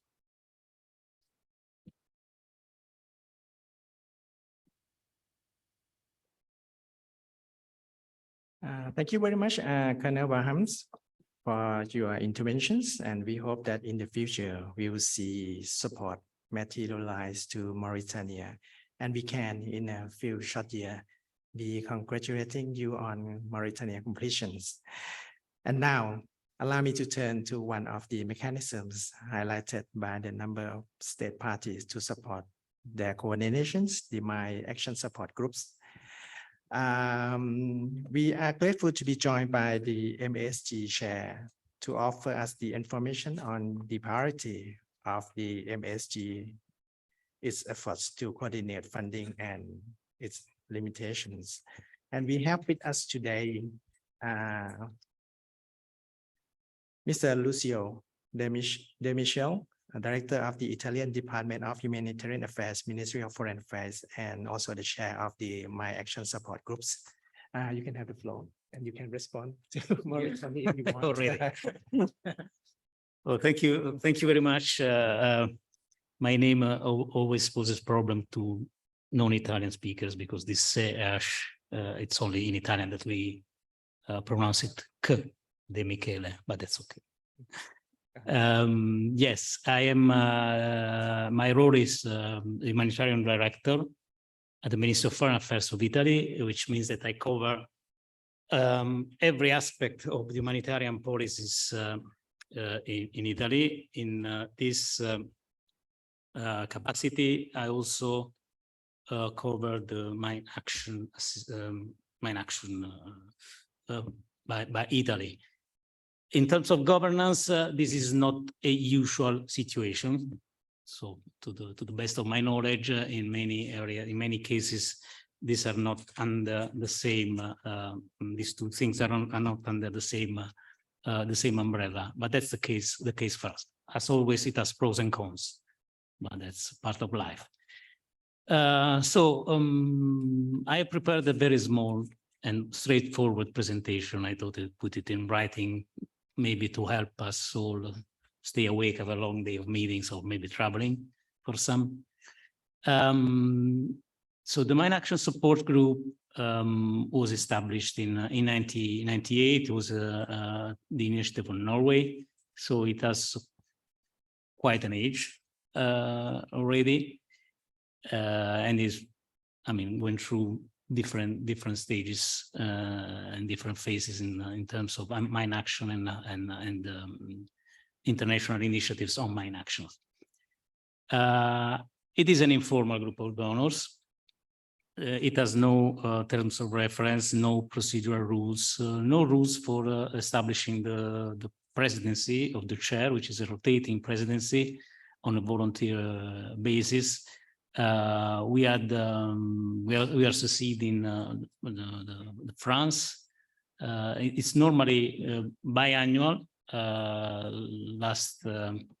Last time we were both France and Italy candidate for that position, so we split terms. We don't know what's going to happen next year, but we'll cross that bridge when we get there. It's a privilege. It's an honor for us to be part of that, to be chairing this group. It's a group made up of 37 countries, those appearing in Landmine and Cluster Munition Monitor. Different level of activity and engagement in the group, I have to say. And there's also observers, international organizations and NGOs part of that.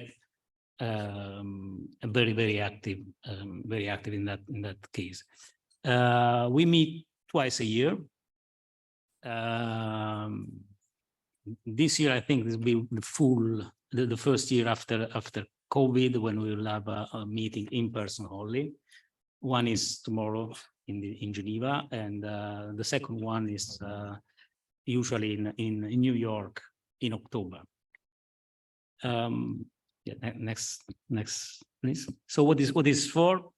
As I said, it's basically a coordinating body. Doesn't set policies. Tries to, let's say, harmonize the respective agenda of donors, and also in that endeavor try to increase donor support for MineAction. Next one, please.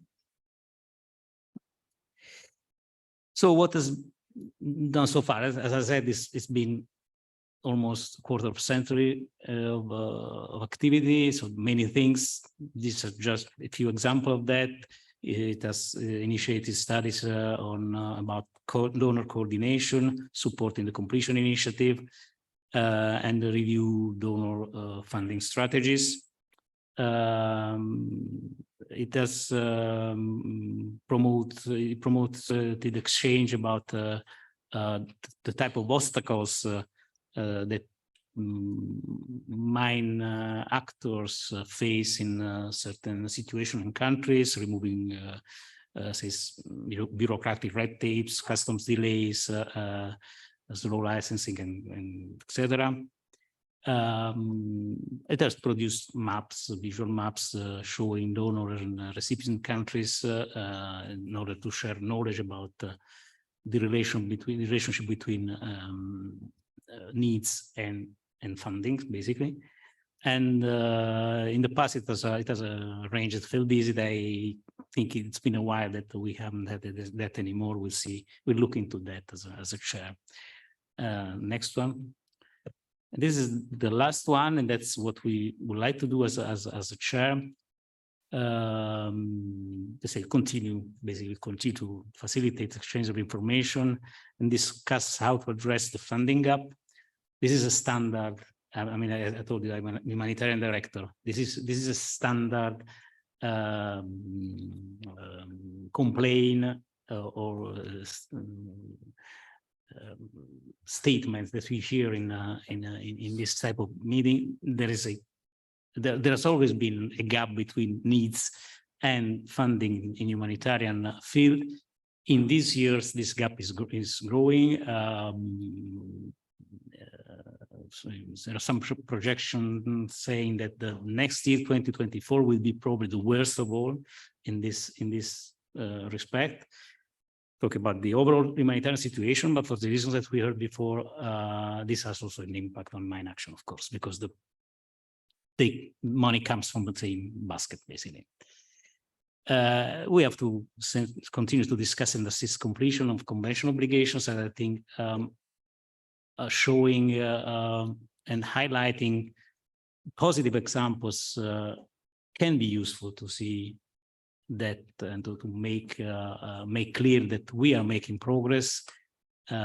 This can be also, let's say, kind of galvanizing for donors, not to see that we are all only overwhelmed by problems and mainly unsolvable problems, but we have made a long way to get closer to completion in certain situations. And that's my last point. There's a way to support the completion program. Yeah, I'll stop there and I'm ready to take questions if there are any. Thank you. Thank you very much, Lucio. So it's clear that the MineAction support group is well placed to support the implementations. And the committee is look forward to working with MASG closely. So now we're going to listen to another two experience from the country which is affected countries. Now allow me to give the floor to Ms. Mariani Monroy, which is the coordinator of the Comprehensive Actions Against Anti-Personal Mine of the National Authority of Colombia, Office of High Commissioner for Human Rights, who join us online. So, Mariani, if you be connected, you can start. Yes, you can start.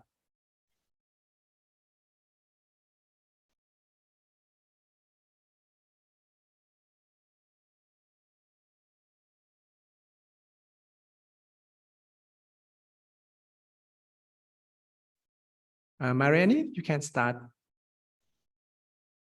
Do we get Mariani connected?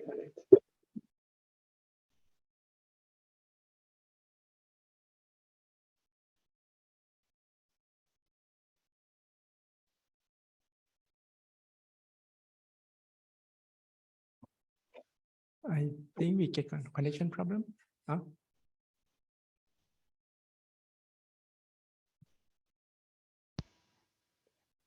Buenos días.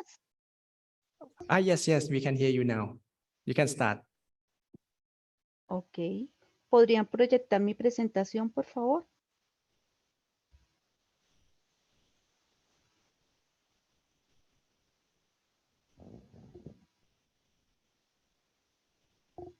Hola. ¿Pueden pasar mi presentación? Okay, can the secretariat ask you, can you put the presentation on the screen?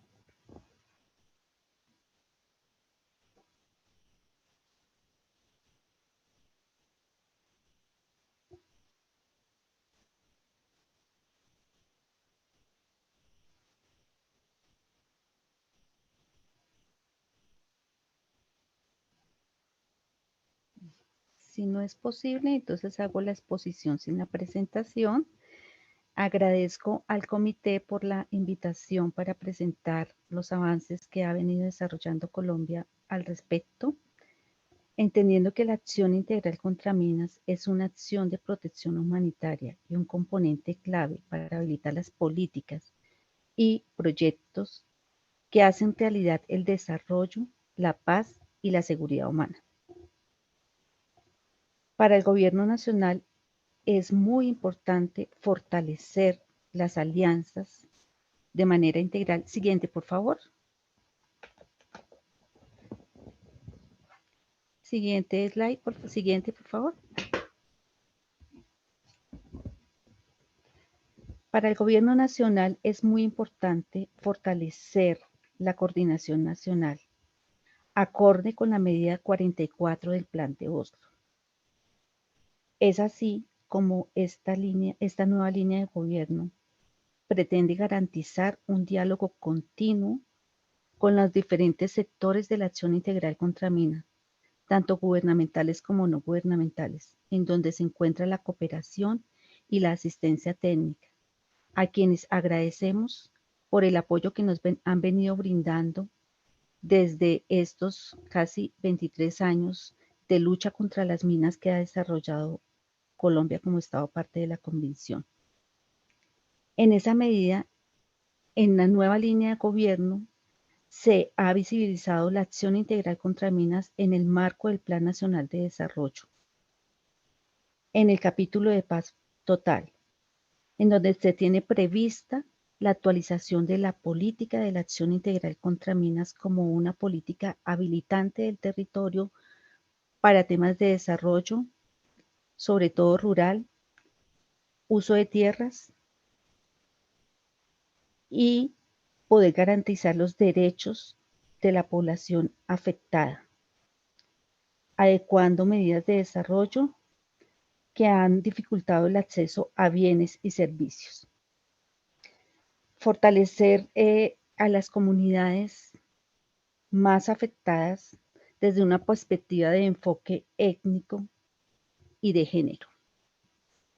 Dentro de las mejores prácticas que la Convención de Ottawa nos ha presentado a lo largo de su implementación, encontramos que las alianzas, la coordinación y un diálogo continuo entre las partes interesadas es una muy buena estrategia para poder unir esfuerzos, para poder garantizar el uso eficiente de los recursos disponibles, que son escasos, como ya nos los han mencionado nuestros colegas que han participado, y tener unas medidas de transparencia en intercambio de información precisa y de calidad conforme las obligaciones de la Convención nos lo estipulan.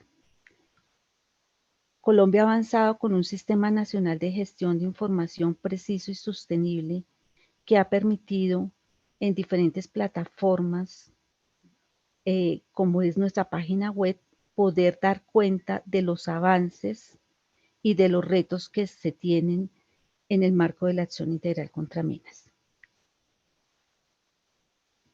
En este sentido, el Diálogo Nacional para la Acción contra Minas se convierte en una estrategia de incidencia. Y en esa perspectiva, la unidad de apoyo a la implementación de la Convención de Ottawa, acompañada y asiste a Colombia en la construcción de una plataforma nacional para la acción integral contra minas, que nos ha permitido socializar avances con todos los sectores que requieren de territorios habilitados y a su vez concertar y planificar acciones que permiten el cumplimiento de las metas para alcanzar una Colombia libre de minas. En este diálogo nacional pudimos unir diferentes instancias técnicas de la acción integral contra minas, del sector de desminado humanitario, la Mesa de Educación en el Riesgo de Minas y de Asistencia a Víctimas. También sentamos otras políticas que habilitan el territorio y que van en la perspectiva de uso de tierras, como el tema de la restitución, la formalización de tierras, asuntos humanitarios como la búsqueda de personas, la unidad de búsquedas, otros asuntos de interés también.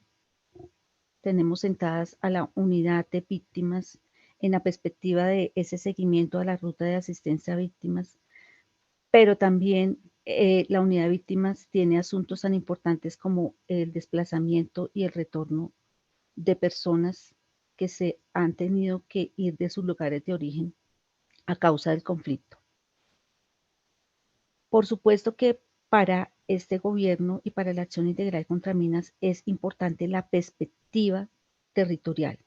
Y por eso también hicimos parte de este gran diálogo nacional a instancias de coordinación departamentales, a los comités departamentales de acción integral contra minas. Un quinto grupo de trabajo que no se había tenido la posibilidad de establecer fue el de cooperación y de asistencia técnica.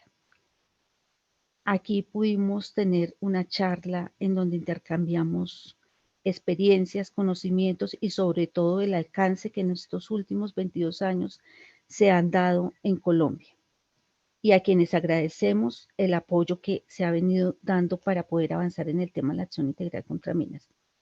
Siguiente, por favor. Siguiente diapositiva, gracias. En esta perspectiva, el gobierno nacional encuentra que es muy importante establecer estos espacios de diálogo.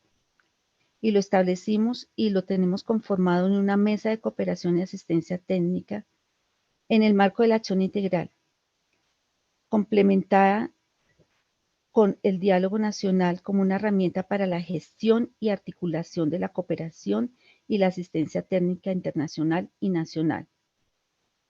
Este espacio cuenta con la participación de entes gubernamentales como la Cancillería, la Agencia Presidencial para la Cooperación y los principales cooperantes entre embajadas, agencias y fondos de cooperación nacional e internacional. Y por supuesto, las diferentes agencias y organizaciones que vienen brindando asistencia técnica para dar cumplimiento a la convención y para avanzar en tareas de asistencia a víctimas, educación en el riesgo y desminado humanitario. Algunas de ellas llevan más de 20 años participando en la acción integral contra minas de manera permanente, y virtualmente estas instancias se convocaron para poder hacer un análisis de la asistencia técnica y de cómo podíamos unir esfuerzos en materia de cooperación y así garantizar una optimización de los recursos. Siguiente, por favor. Teniendo presente que Colombia cuenta con instancias oficiales que manejan y orientan la política de cooperación, se deben armonizar los espacios, estos espacios con los cooperantes, con la asistencia técnica, teniendo como norte la política de cooperación para Colombia. Esta está relacionada con tópicos centrales como la Agenda 2030 y el Plan Nacional de Desarrollo de este gobierno, denominado Potencia para la Vida. Tener asuntos pendientes y que traspasan la acción integral contra minas como el fenómeno de migración, el cambio climático, la protección de los recursos humanos, el tratamiento mundial de las drogas, el enfoque étnico y de género, y con sustancial importancia todo lo relacionado con los avances de la paz total y la implementación de los acuerdos del 2016. En este sentido, son identificados 5 principios para la cooperación internacional. Primero, asegurar que la cooperación y la asistencia técnica estén alineadas con las priorizaciones del gobierno. Segundo, superar la visión asistencialista y orientar los recursos al desarrollo sostenible. Este desarrollo sostenible lo vemos reflejado en poder trabajar la acción integral contra minas de la mano con temas de desarrollo, de paz, de derechos humanos y cumplimiento de la Convención de Personas con Discapacidad. Tercer punto, dirigir las acciones al fortalecimiento de las capacidades nacionales y locales. Requerimos generar capacidad de base para continuar gestionando el riesgo dentro de las comunidades con y para ellas. Implementar acciones basadas en resultados concretos. El éxito de la cooperación debe ser medido por el impacto y en eso venimos trabajando. Como quinto punto, fortalecer la eficiencia, la coordinación y la complementariedad de la cooperación basada en la demanda y reafirmar su compromiso con la implementación de los acuerdos de paz y con el propósito de la paz total del actual gobierno. Siguiente, por favor. Quisiéramos aprovechar esta oportunidad para hacer referencia a 3 líneas de acción de articulación y consolidación de la paz, de la coordinación y la asistencia internacional en el marco nacional que desde mi país se ha venido identificando. Colombia requiere apoyar para incrementar la participación efectiva de las mujeres en los programas y proyectos de la acción integral contra minas. Para esto, nuestro país ha priorizado la medida que permite dar una perspectiva realmente integral a la gestión del Estado ejecutado en materia de desminado humanitario, educación en el riesgo y atención a víctimas. Segundo, necesitamos consolidar una estrategia de movilización de recursos de cooperación, toda vez que en Colombia más del 50% de las actividades en el marco de la acción integral contra minas son financiadas con recursos de la cooperación internacional. Esto evidencia la necesidad de gestionar los procesos requeridos para dar a conocer los retos y las prioridades de asistencia a los donantes y así garantizar el cubrimiento de las necesidades, además del uso eficiente de los recursos. La conservación de un territorio pensado para la vida, libre de minas antipersonal, municiones sin explosionar y artefactos explosivos, es la apuesta que este gobierno está dando. Entendemos que en este momento tenemos una prórroga 2025, la cual vamos a cumplir hasta un 88% de nuestro territorio. No obstante, tenemos 124 municipios en este momento que concentran el 45% de la afectación. Eso quiere decir que nuestra prórroga no va a ser posible para ese 12% del territorio. Y es por eso que requerimos establecer estos espacios de coordinación y articulación que nos permitan optimizar y trabajar conjuntamente en nuevas formas de intervenir el territorio, en nuevas formas que nos permitan alcanzar a la acción integral contra minas en una perspectiva de desarrollo y de paz, entendiendo que esta es la apuesta de este gobierno. Queremos así agradecer la constante apoyo de las diferentes entidades que están aquí presentes, los diferentes cooperantes que han permitido avanzar a Colombia hasta ahora en un 80% de su territorio como libre de minas. No obstante, en este momento tenemos 102 municipios que están siendo intervenidos con operaciones de desminado humanitario y que van de la mano con actividades de educación en el riesgo.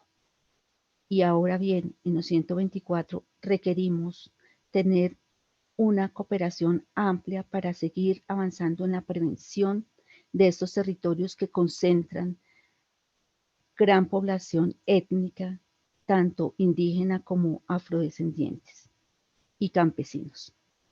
En esa perspectiva, queremos aunar los recursos de coordinación técnica, humana y los espacios que nos permitan optimizar los recursos. Muchas gracias.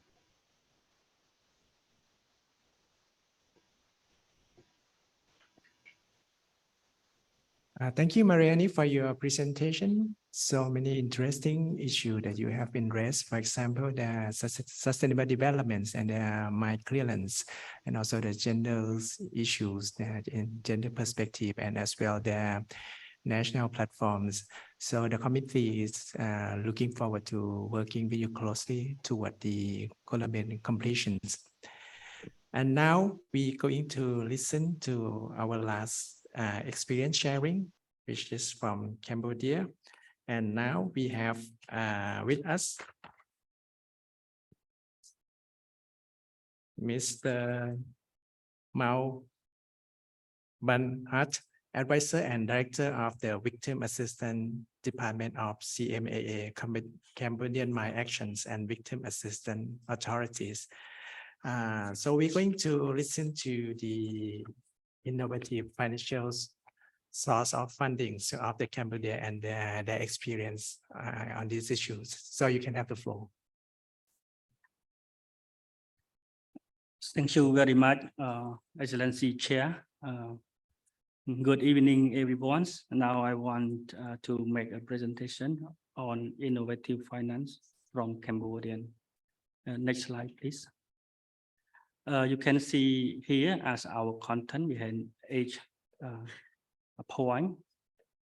Move, please. Cambodian meet several conflicts in our territory from 1960 to 1998 with heavy contamination. You can see in the data on the screen. And to reflect on those problems and for raising funds to solve those problems and to support mine actions. Next slide, please. Cambodian established the national coordination mechanism, such as technical working group on mine action with composition of development partner, ministerial, donor, public and private sector, and other stakeholders. Second, Mine Action Coordination Committee, which composed of national, international operators. Third, about the high-level dialogue, which comprise the donor committee, public, private sector, interministerial, and charity. Four, individuals approach, also organized by the ISU, and also we organize several times for raising funds, especially in Geneva. Five, about the project board meeting, in which participants from project donor, the Ministry of Economics of Finance, and stakeholder. And the last, to organize the regular donor field visit to see the real contamination and acknowledge the need for the clearance of landmines and meet with beneficiaries. Next slide, please.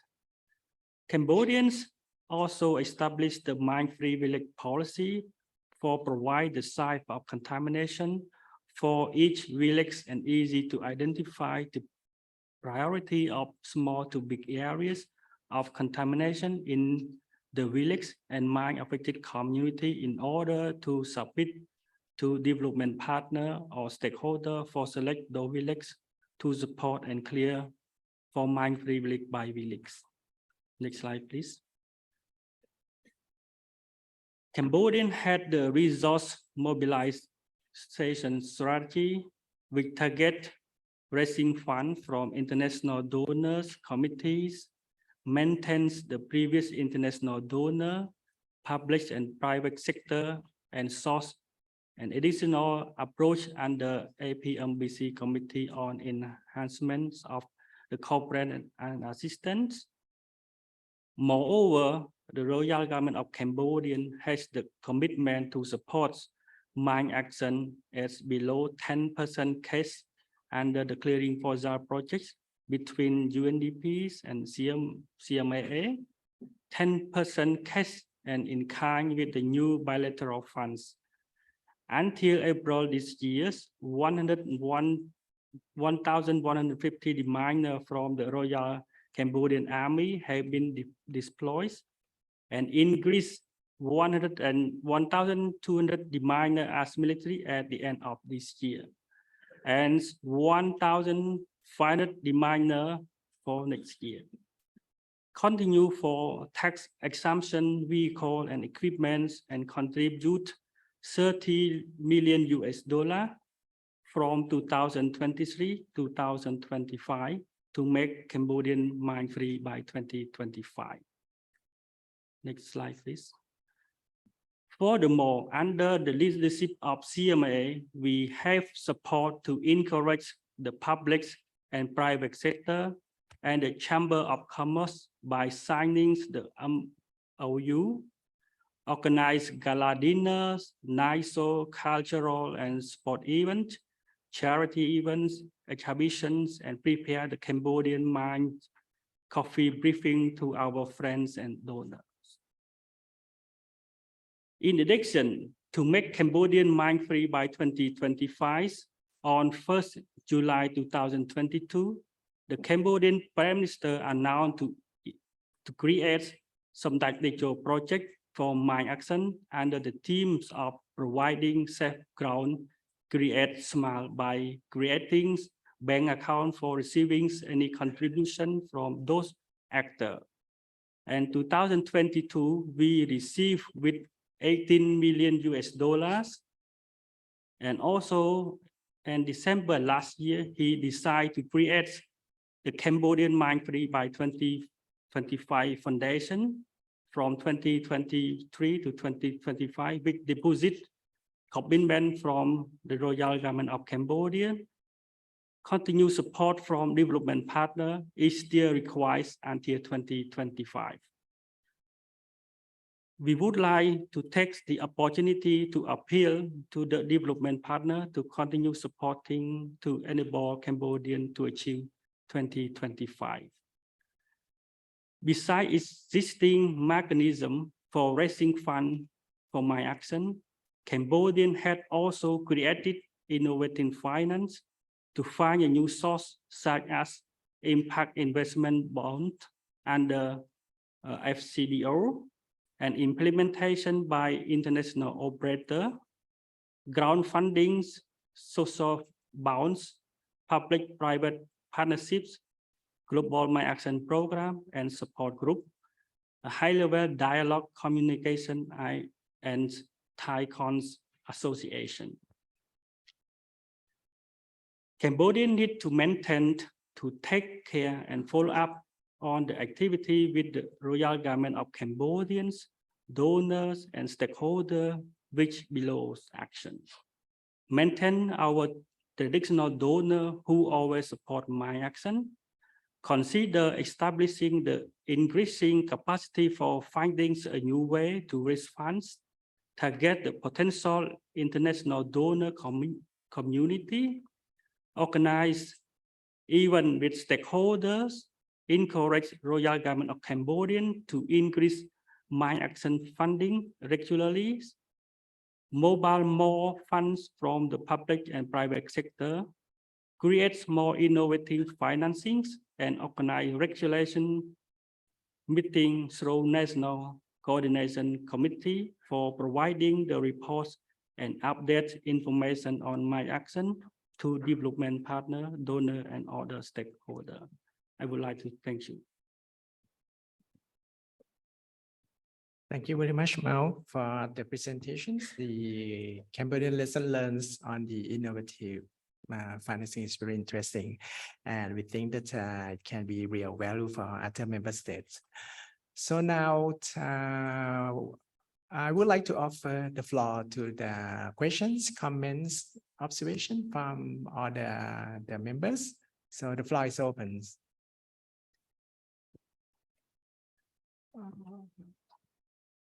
Algeria can have the floor.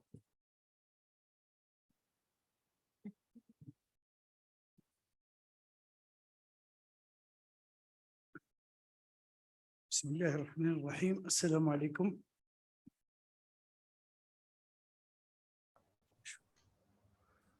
شكرا السيد الرئيس، ومن خلالكم إلى لجنة التعاون والمساعدة والسيدات والسادة المحاضرات والمحاضرين على مداخلتهم القيمة في جلسة النقاش هذه حول آفاق تحسين التعاون والمساعدة.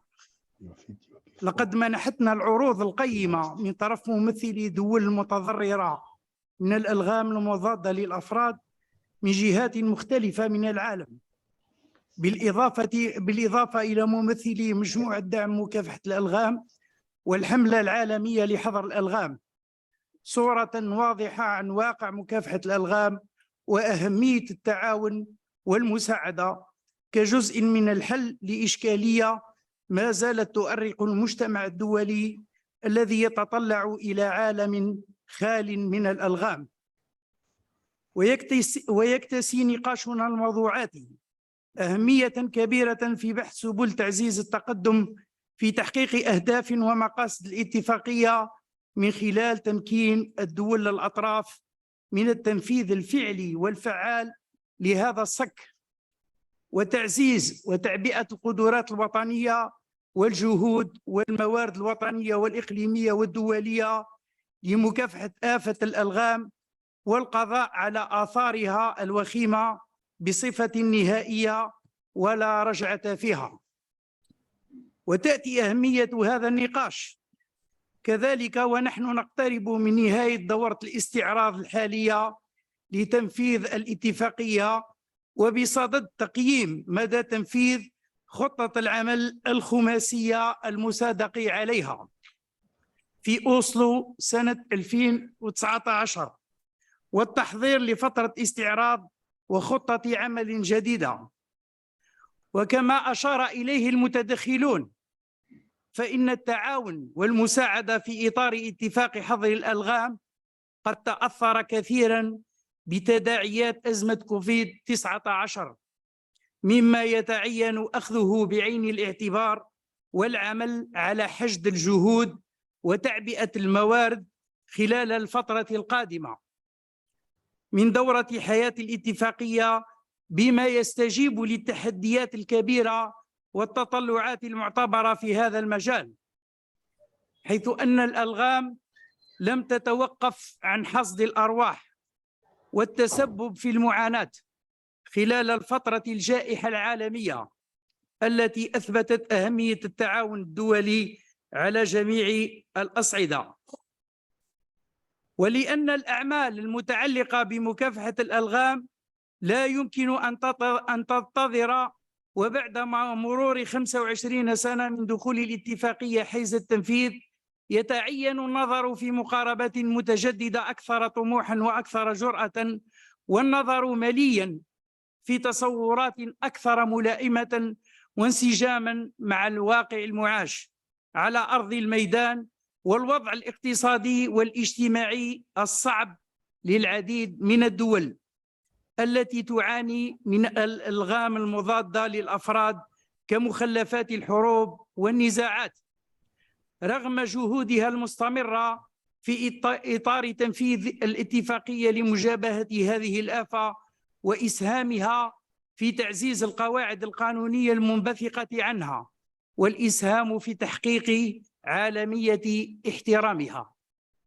إن تعبئة الموارد وحشد الدعم وتضافر الجهود المشتركة على المستوى الدولي والإقليمي والوطني من شأنه تسريع المضي قدما في تحقيق أهداف الاتفاقية النبيلة واغتنام الخبرة المحصلة من طرف الفواعل المعنية بمكافحة الألغام خلال 25 سنة.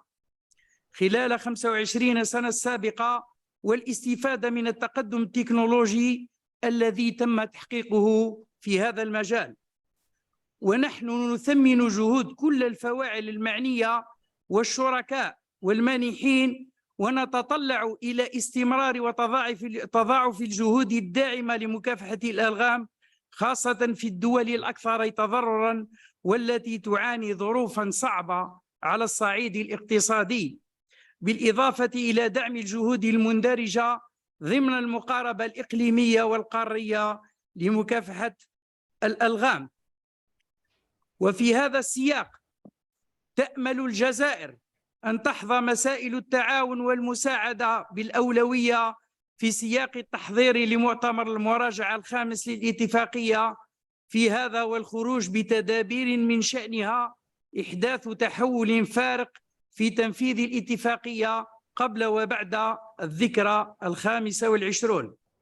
ختاما، يعبر وفد بلادي التعبير عن تقديره للجهود الكبيرة المبذولة من طرف موريتانيا وزيمبابوي وكمبوديا في تنفيذ الاتفاقية، وأن يثمن جهود مجموعة دعم مكافحة الألغام والحملة الدولية لحظر الألغام على مرافقتهم للجهود الرامية إلى بلوغ عالم خال من الألغام.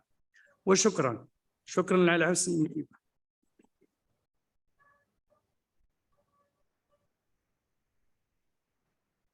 Thank you, Algeria. Now I give the floor to Japan.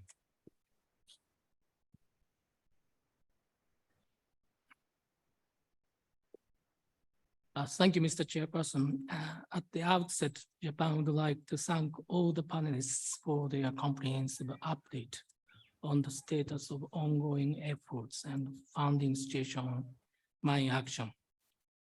We welcome in particular the discussion to support strong national ownership and further enhance partnerships among states, as these are important factors for our efforts to be sustainable. I would like to focus my brief intervention on Japan's basic position and recent efforts on Mine Action, taking up an example of Zimbabwe's case. Japan believes that it is critical to provide assistance with needs-based approach in individual countries, and that supporting Mine Action continues to be of great importance in this regard. Even in light of the current very unstable global security circumstances, Japan continued to attach importance to supporting mine-affected states around the world to address their respective challenges and needs. In the fiscal year of 2022, Japan extended its assistance of approximately $52 million in total to countries worldwide through our various funding schemes. These include technical cooperation and the grant assistance for grassroots human security projects, which respond to the needs of various regions each year. One such case is Zimbabwe. I have listened carefully to the presentation of the representative of Zimbabwe today. Thank you very much for that. Japan has been supporting mine clearance activities in Zimbabwe since 2013 through the Halo Trust. And last year, Japan founded a mine clearance project in the Mashonaland Central and East provinces in Zimbabwe. Japan understands that the presence of landmines has been one of the fundamental factors in hindering socioeconomic development in the border regions, and believes supporting demining action is critical for further development of the country. Japan highly values the ownership and initiatives by the countries concerned and appreciate ZMAC in this regard for organizing the regional dialogue in Zimbabwe earlier this year. The Japanese embassy in Harare participated, and it was a great opportunity for us to understand the ongoing challenges and to renew our commitment to supporting efforts towards mine-free Zimbabwe by 2025. As such, Japan will continue to support implementation efforts by states in need and work together to address their challenges. Thank you very much. Thank you, Japan. I now give the floor to France. Merci, Monsieur le Président, et merci à tous les intervenants pour ce panel d'excellente qualité avec des interventions remarquables. Je voudrais réagir sur plusieurs points. Tout d'abord, effectivement, comme l'a dit Marion Lodeau, il est important que le défi nouveau qui se pose avec l'Ukraine n'aboutisse pas à une diminution des recettes. Beaucoup de pays, la France, les États-Unis, l'Allemagne ont assuré que les fonds qui seront accordés à l'Ukraine seront en plus de l'aide déjà accordée aux autres pays. Mais compte tenu de l'ampleur des besoins, il y a là un risque, et c'est une chose qu'il faut rappeler, c'est que cette crise nouvelle ne doit pas diminuer l'argent disponible pour le reste du monde. Je voudrais aussi, pour rebondir sur beaucoup de choses qui ont été dites, dire que nous sommes effectivement dans une période peut-être un peu de fatigue financière, parce que les moyens sont alloués au déminage sont en baisse, mais peut-être aussi de fatigue morale, parce que depuis quelques années, nous n'avons plus engrangé de nouveaux États membres et surtout, nous n'avons plus, même s'il y a des succès partiels, comme le Sri Lanka, par exemple, qui a terminé la destruction de ses stocks, mais nous n'avons plus de pays qui ont déclaré l'achèvement de la Convention. Et puis même, nous nous étions donné un but mobilisateur, celui de 2025, et nous savons bien, je le sais bien puisque la France préside le comité de l'article 5, que nous avons déjà commencé à accorder des extensions jusqu'en 2028 ou après, et nous savons bien que cet objectif ne sera pas atteint. Et donc, notre convention, pour maintenir la mobilisation, a besoin de bonnes nouvelles. Elle a besoin de pays qui terminent rapidement le déminage et qui puissent être applaudis dans cette enceinte pour avoir achevé leur travail. Et ces bonnes nouvelles ne peuvent venir que des pays faiblement contaminés, qui sont hélas des pays trop souvent oubliés. Et j'ai souvent, dans cette enceinte, eu l'occasion de rappeler qu'il restait peu à faire, pour peu qu'il y ait des coalitions d'États, pour terminer le travail au Sénégal, en Mauritanie, au Zimbabwe, au Sri Lanka, en République démocratique du Congo, des pays où nous savons que l'objectif peut être atteint très rapidement. Et dans beaucoup de ces pays, par exemple, à l'entrée de la salle, il y a un papier de l'ICBL qui rappelle qu'il y a 9 États qui, entre 2017 et 2022, n'ont reçu aucune aide internationale. La Mauritanie fait partie de ces pays-là. Et c'est un défi pour nous tous. Il faut que nous soyons capables de nous mobiliser pour que dans ces pays-là, les programmes de déminage continuent. Parce que quand un programme de déminage existe, fonctionne, il y a des satisfactions politiques aussi dans le pays. On voit des élus locaux qui peuvent permettre le retour des populations déplacées, qui peuvent faire des cérémonies au moment de la restitution des terres libérées aux paysans. Et donc, le programme s'entretient grâce à ces satisfactions politiques. Lorsque le programme s'arrête, les ONG internationales s'en vont, le matériel tombe en ruine, les bailleurs de fonds se retirent, et donc nous sommes un peu comme ces personnes qui sont dans le noir et qui devront veiller à ce que la dernière bougie ne s'éteigne pas, ou ces explorateurs perdus dans le froid qui doivent veiller à ce que le dernier feu ne s'éteigne pas. Et donc, il est très important que nous puissions, par des coalitions d'États, même si ça n'est pas dans nos priorités du moment, être certains que les programmes en Mauritanie, au Sénégal, au Zimbabwe puissent se continuer, bénéficier de ressources et ne jamais s'arrêter. Et je crois que c'est quelque chose qui s'impose à nous tous, bailleurs de fonds, qui devons faire notre programmation. Et d'ailleurs, l'ambassade de France, comme l'ambassade du Japon, a assisté à l'événement à Harare, car effectivement, nous avons tous une très haute appréciation du programme du Zimbabwe et ainsi dans d'autres pays, nous devons nous mobiliser pour essayer de faire en sorte que nous arrivions très rapidement à ce que ces petits pays, si j'ose dire, avec une petite contamination, puissent rapidement se déclarer libres de mines. Je vous remercie, Monsieur le Président. Thank you, France. It seems that no more country would like to take the floor. Who is it? European Union.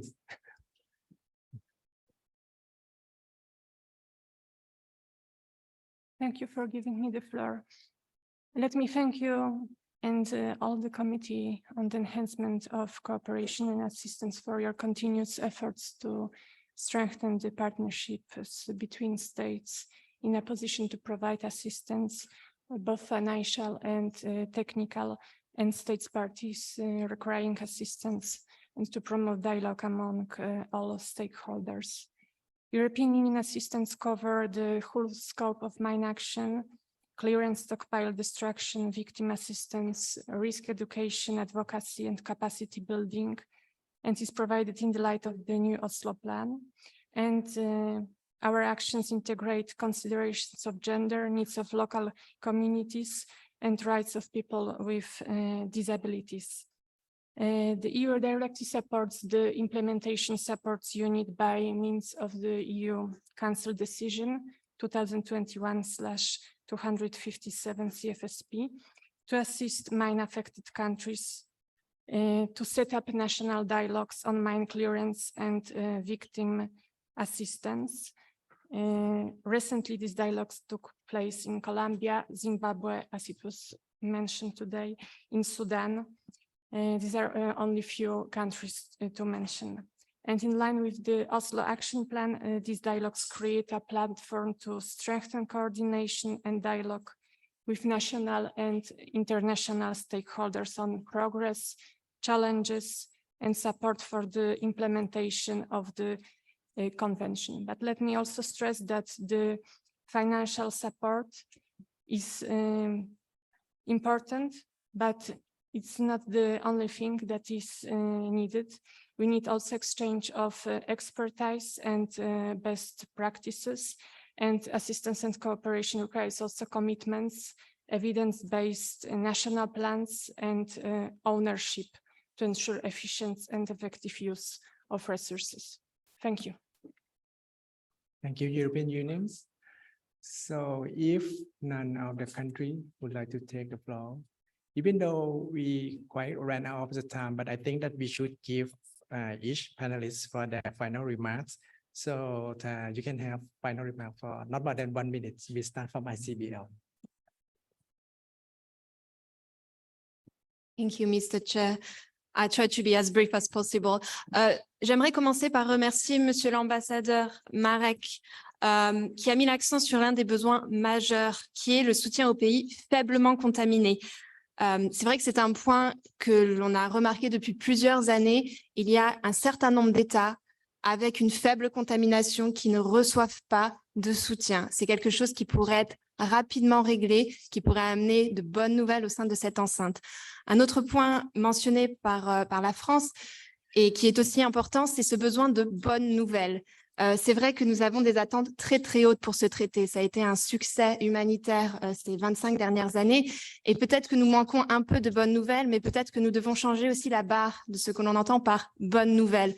Nous avons plein de bonnes nouvelles venant de nos campagnes nationales, de survivants qui mettent en œuvre le traité et qui arrivent à obtenir des avancées. Ils ont aussi besoin de soutien et je vous invite à consulter le site internet de l'ICVL-CMC. Nous venons juste de publier notre rapport annuel et nous racontons un bon nombre de ces bonnes nouvelles. And just in closing, I know I'm maybe over 1 minute less more, but all I want to say is that resources are available. It is all about how we are allocating those resources, how we are coordinating among donors, implementing partners, affected states, survivors, how we are making sure those resources are going to the right projects and are covering all aspects of mine action, from clearance, victim assistance, risk education, and capacity building and advocacy. Thank you. Thank you, SCBL. So now I give the floor to Zimbabwe for the final remark.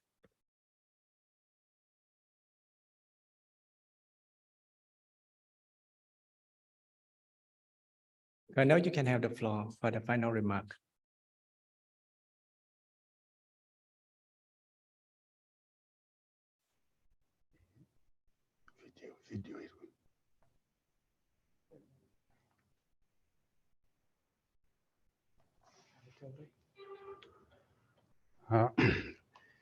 Thank you.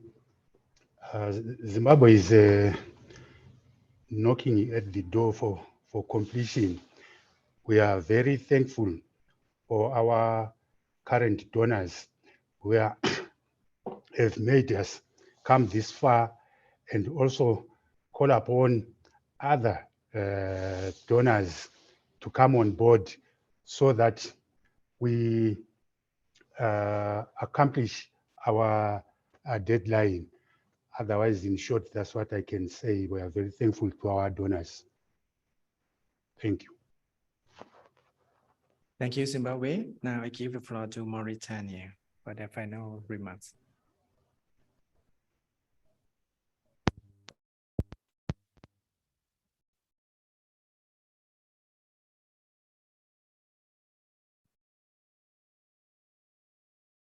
السلام عليكم ورحمة الله.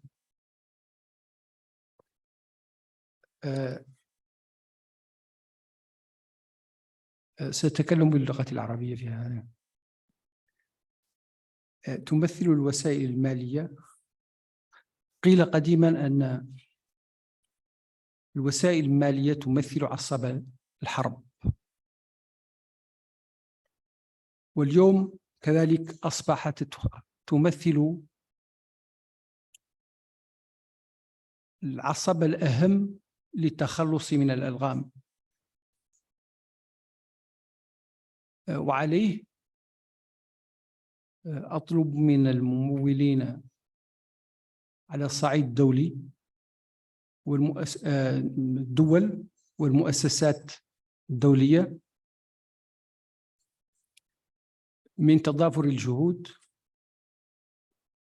من أجل التخلص من هذه الألغام في الدول المتضررة، سواء كانت في القارة الأوروبية أو القارة الأفريقية أو غيرها في أمريكا، في بعض الدول المتضررة في كل مناحي الحياة. وحياة الإنسان تبقى حياة الإنسان مهما كان أينما كان. لا توجد روح أهم من أخرى، وعليه مرة أخرى أطالب بتضافر الجهود من أجل التخلص من هذه الألغام. وشكرا.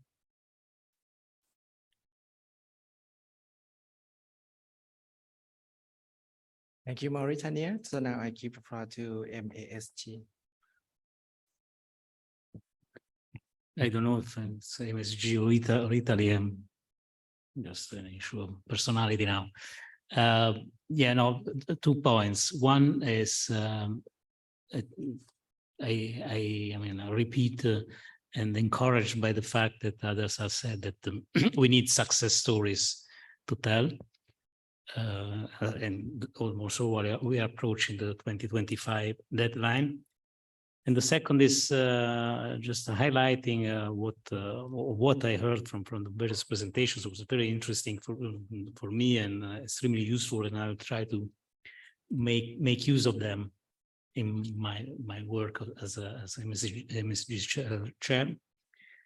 But I would like to highlight what was in the presentation of Colombia, which is the relevance of this sector for the triple nexus, which is one of the key, I think, for our future endeavor in this area, because we talk about reducing the needs. I mean, that's what we talk about. I mean, it's, we have to, address the humanitarian needs, but now it's time that we work more on reducing needs. And that's an area where we can achieve concrete results in that respect. Thank you. Thank you, MSG. So now I give the floor to Colombia. You can have your final remark. Hola, ¿me escuchan? Yes, Hola. yes, yes. Sí.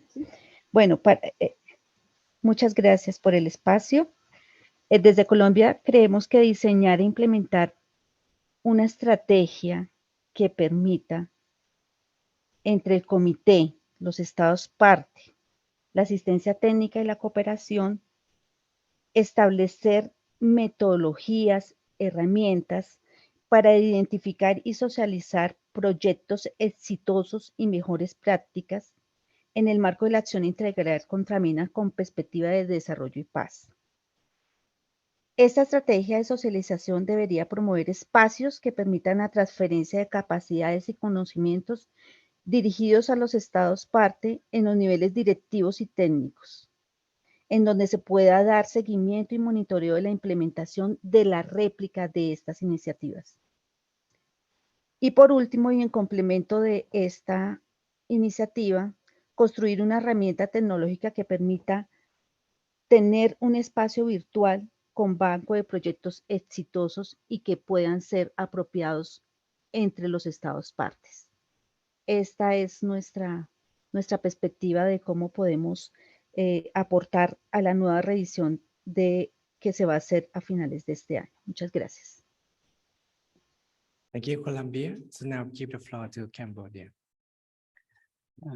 Thank you very much. Not final remarks, but just I want to share some information for Cambodian, just only 4, but very short. The first one about the Cambodian commitment. Our Prime Minister mobile over 18 million from private sector for mine current in 2022, and also allocate 330 million from national budget for clearance mine in 2023. A similarly amount is expected in 2024 and 2025. Despite this strong commitment from Cambodian, donor contribution is still needed. Second, national policy on mine actions. Cambodian is in the process of drafting the policy which will inform the developments of national mine action strategy beyond 2025. The policy expected by end 2023. 4. Third, global conference on victim assistance to mine action. Cambodian has a strong commitment to victim assistance and will host the conference in Phnom Penh from 17 to 19 October 2023. And the last one, fifth review conference, Cambodian has requested to assume the presidency of the Ottawa Treaty after November 2023 meeting of the state party. Cambodian hope to host the conference in Cambodians from 2 to 6 December 2024 in Siem Reap province. Thank you. Thank you, Cambodia. So I think that this brings us to the end of this panel discussions. And I thanks all the speakers, the panelists, for the presentations, the information, the presentation they make has inspired the Committee on Enhanced Cooperation and Assistance, and also enlighten us that the committee is going to work closely with all the states and try to close the gap on the resources, and we try as much as we can. And I think that this also we come to an end of the meeting today. And before we close, I have some announcement. Tomorrow morning, we will begin with the agenda item 4 on Article 5 implementations. So as the chair mentioned before, we close the meeting on Monday that we have a long speaker list. So please consider this during your presentation. So be careful by the times. And I think that we come to the end of the meeting today. So I declare today's meeting adjourned. Thank you.